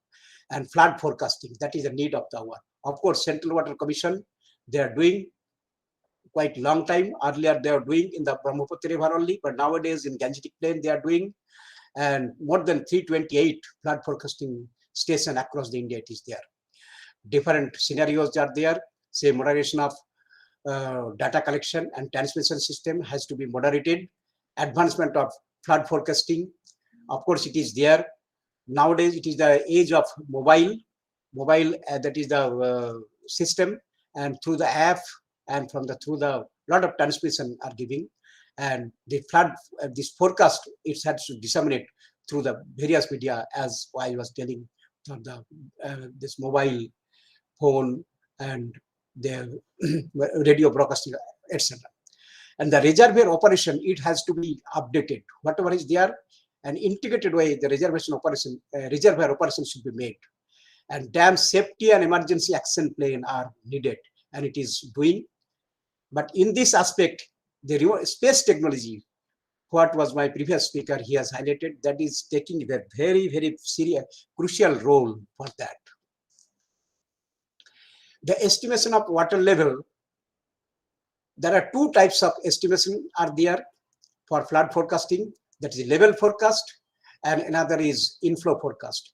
But in water level forecast, that is the settlement area and other nearby area, they will get relief. But for the inflow forecast, the reservoir operation, rivers, they will be forecasted and they will get the benefited from there. and inundation forecasting areas likely to be that it is to be done. And of course, Central Water Commission is taken interest, and as per their version, within a year or two, it will be coming. And nowadays, the flash flood or what is happening in the glacier region, GLOF, Glacial Lake Outburst Flood. And of course, the GSI, they have taken a lot of inventory for the GLOF, and for that, you have to moderate, but you cannot control the temperature in the hilly region. It is there, and for that advisory you have to make, and landslides are quite often. It is there. You have to be take care. For the forecasting, different institutes which are involved, IMD, there is a Ministry of Earth Sciences. They are monitoring and forecasting, obviously. National Remote Sensing Center, DOS, Hyderabad, they are doing using the satellite technology, satellite observations are there. Central Water Commission, Ministry of Water Resources, and they are doing a lot of things for the flood, for the benefit of the public, to moderate the flood. River monitoring, water level, water in the river, water level each day they are taking even 2-3 times. And state government, they are there for the warning and mitigation. And this NDM is there for policy reframing.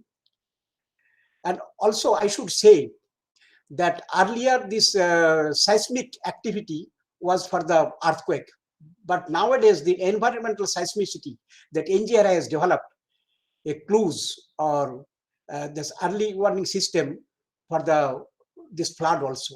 They have developed, they have published paper, they have even for this recent phenomena, that recent means last February phenomena, they have detected some early warning, say in that Ronti peak, from that area, almost in 1,000 kilometers away, they got the signal, and if they would have been given the attention, they could have saved more than half an hour or alarm for half an hour, so the public could have been aware and they could have been shifted.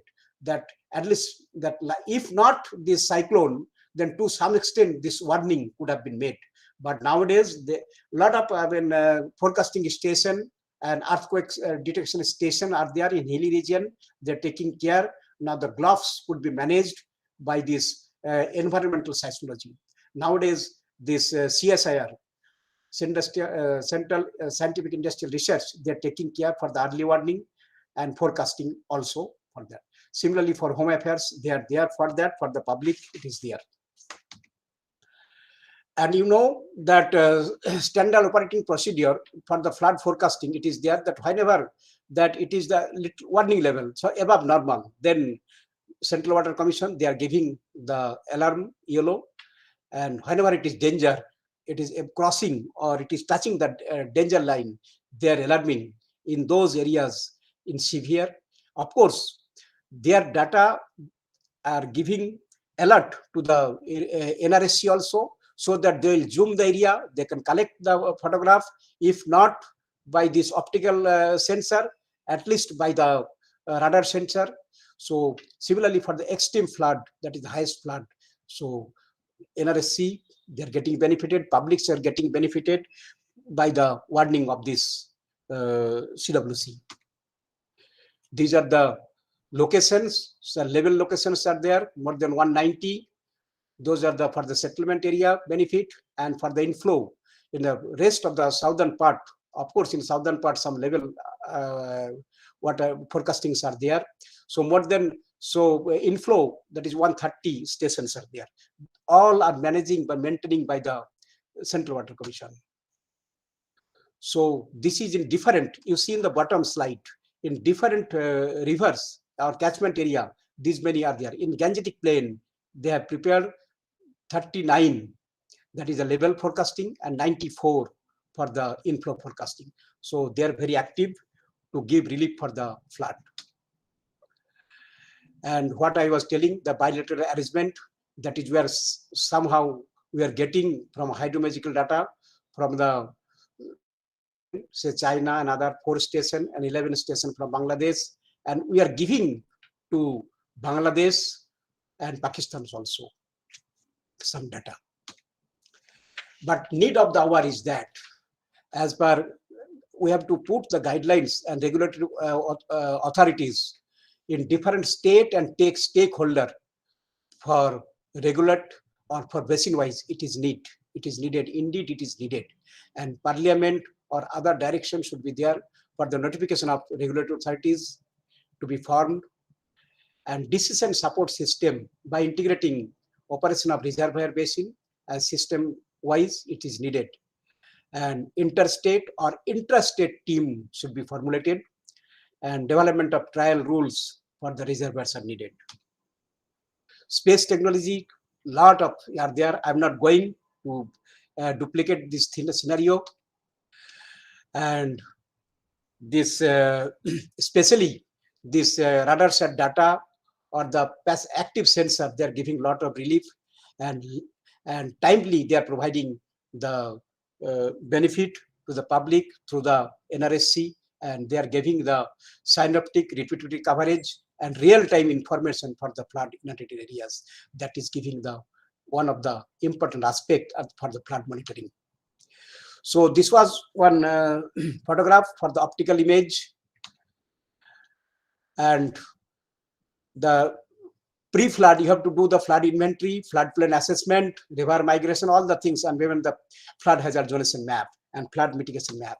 And during flood, you have to be focused on the relief, and what are those villages are submerged. You have to put the list and you have to give to the government, provide to the government, so the relief commissioner can address them. They should get the relief package or the relief food at that time. And post-flood, the damage assessment of crop. If the flood water is there more than 5 days, then crop will be damaged.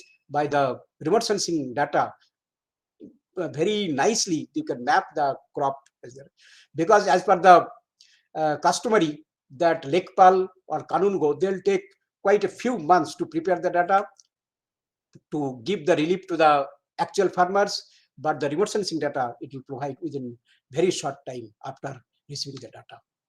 So this was one scenario in Maharajganj and Gorakhpur districts in 1998. You see, this is radar set data.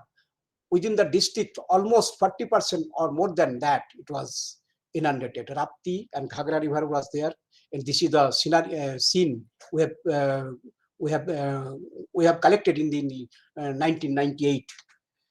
And this is the optical data. Here you see green color is there. That was in 3rd August.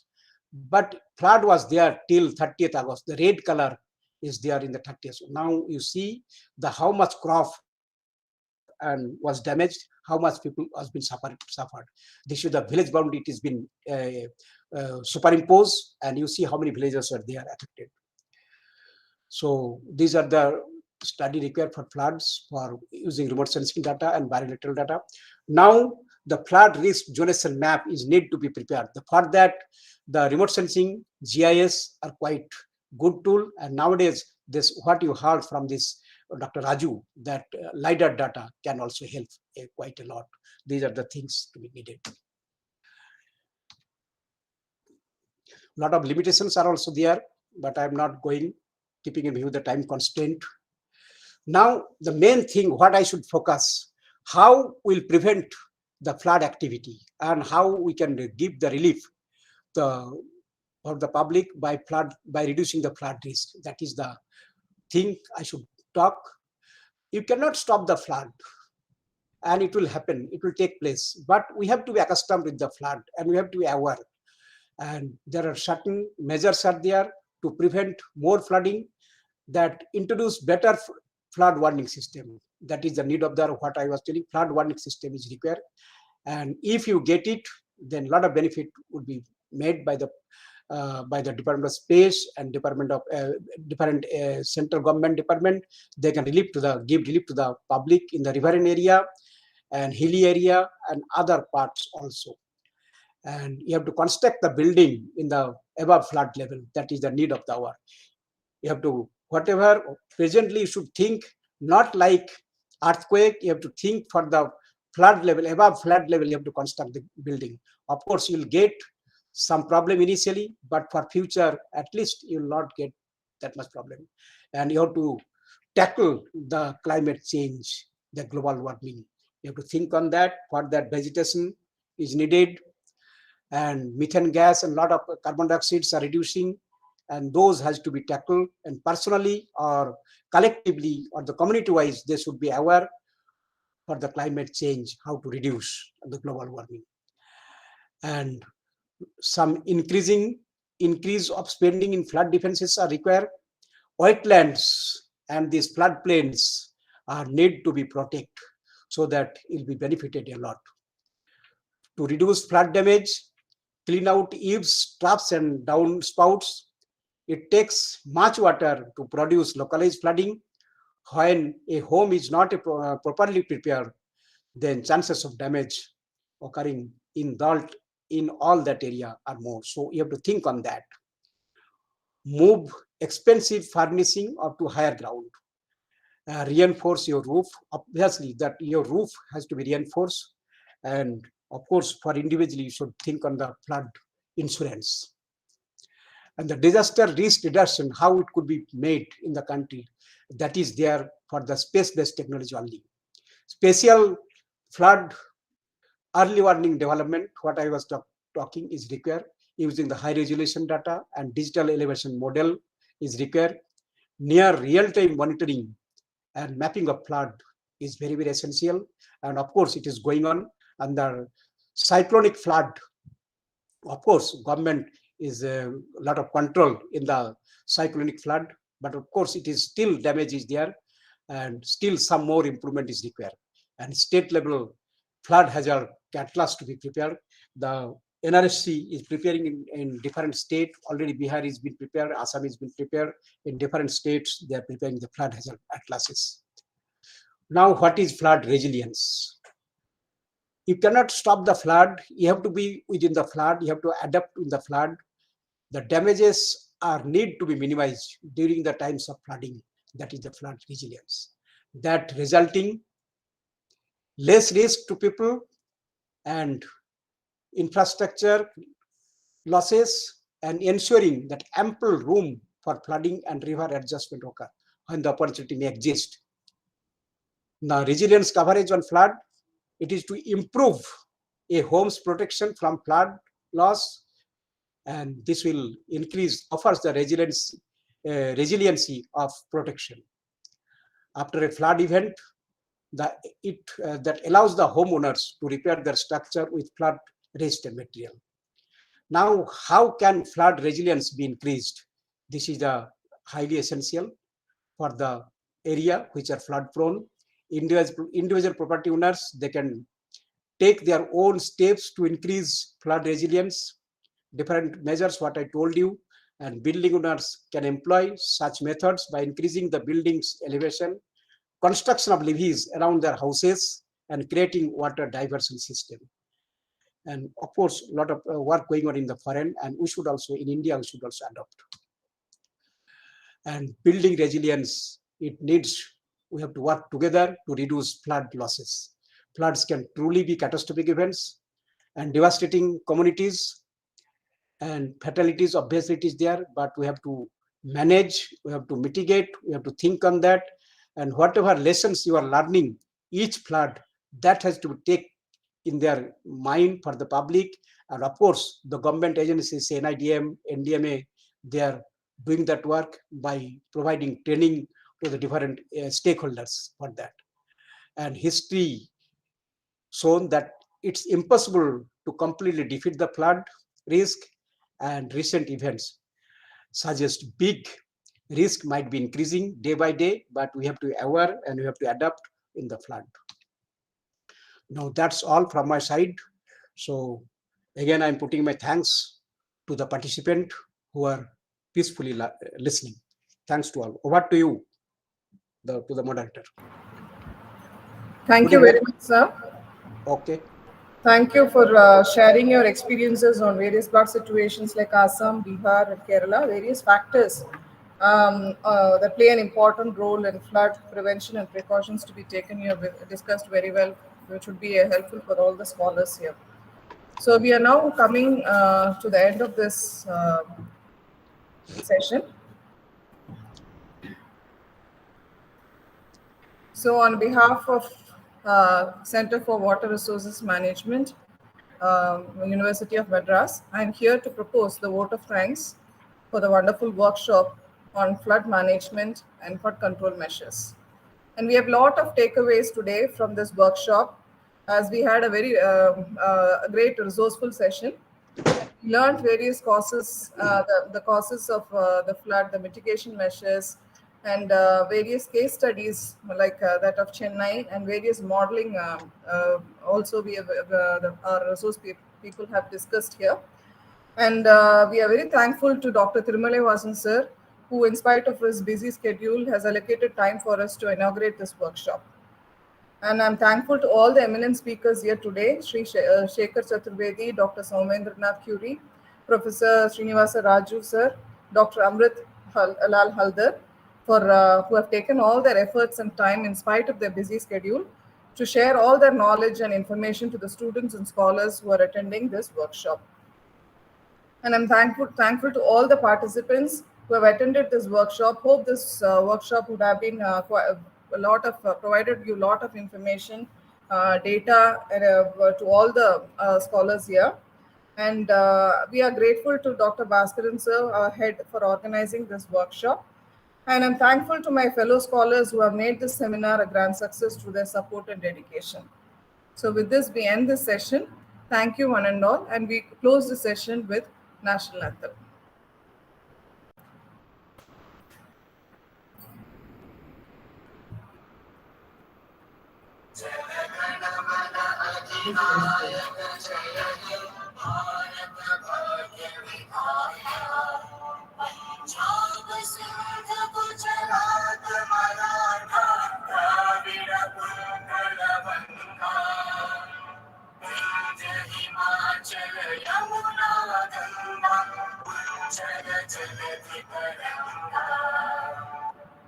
शुभ नामे जागे, तव शुभ आशीष मांगे, गाहे तव जय गाथा। जन गण मंगलदायक जय हे भारत भाग्य विधाता। जय हे, जय हे, जय हे, जय जय जय जय हे। Thank you, everyone. Now, all the student participants and who have registered will be receiving their certificates in the next 15 days. So I'll request all of you to fill the feedback form so that you'll receive your certificates. Thank you. Thank you, everyone, for joining.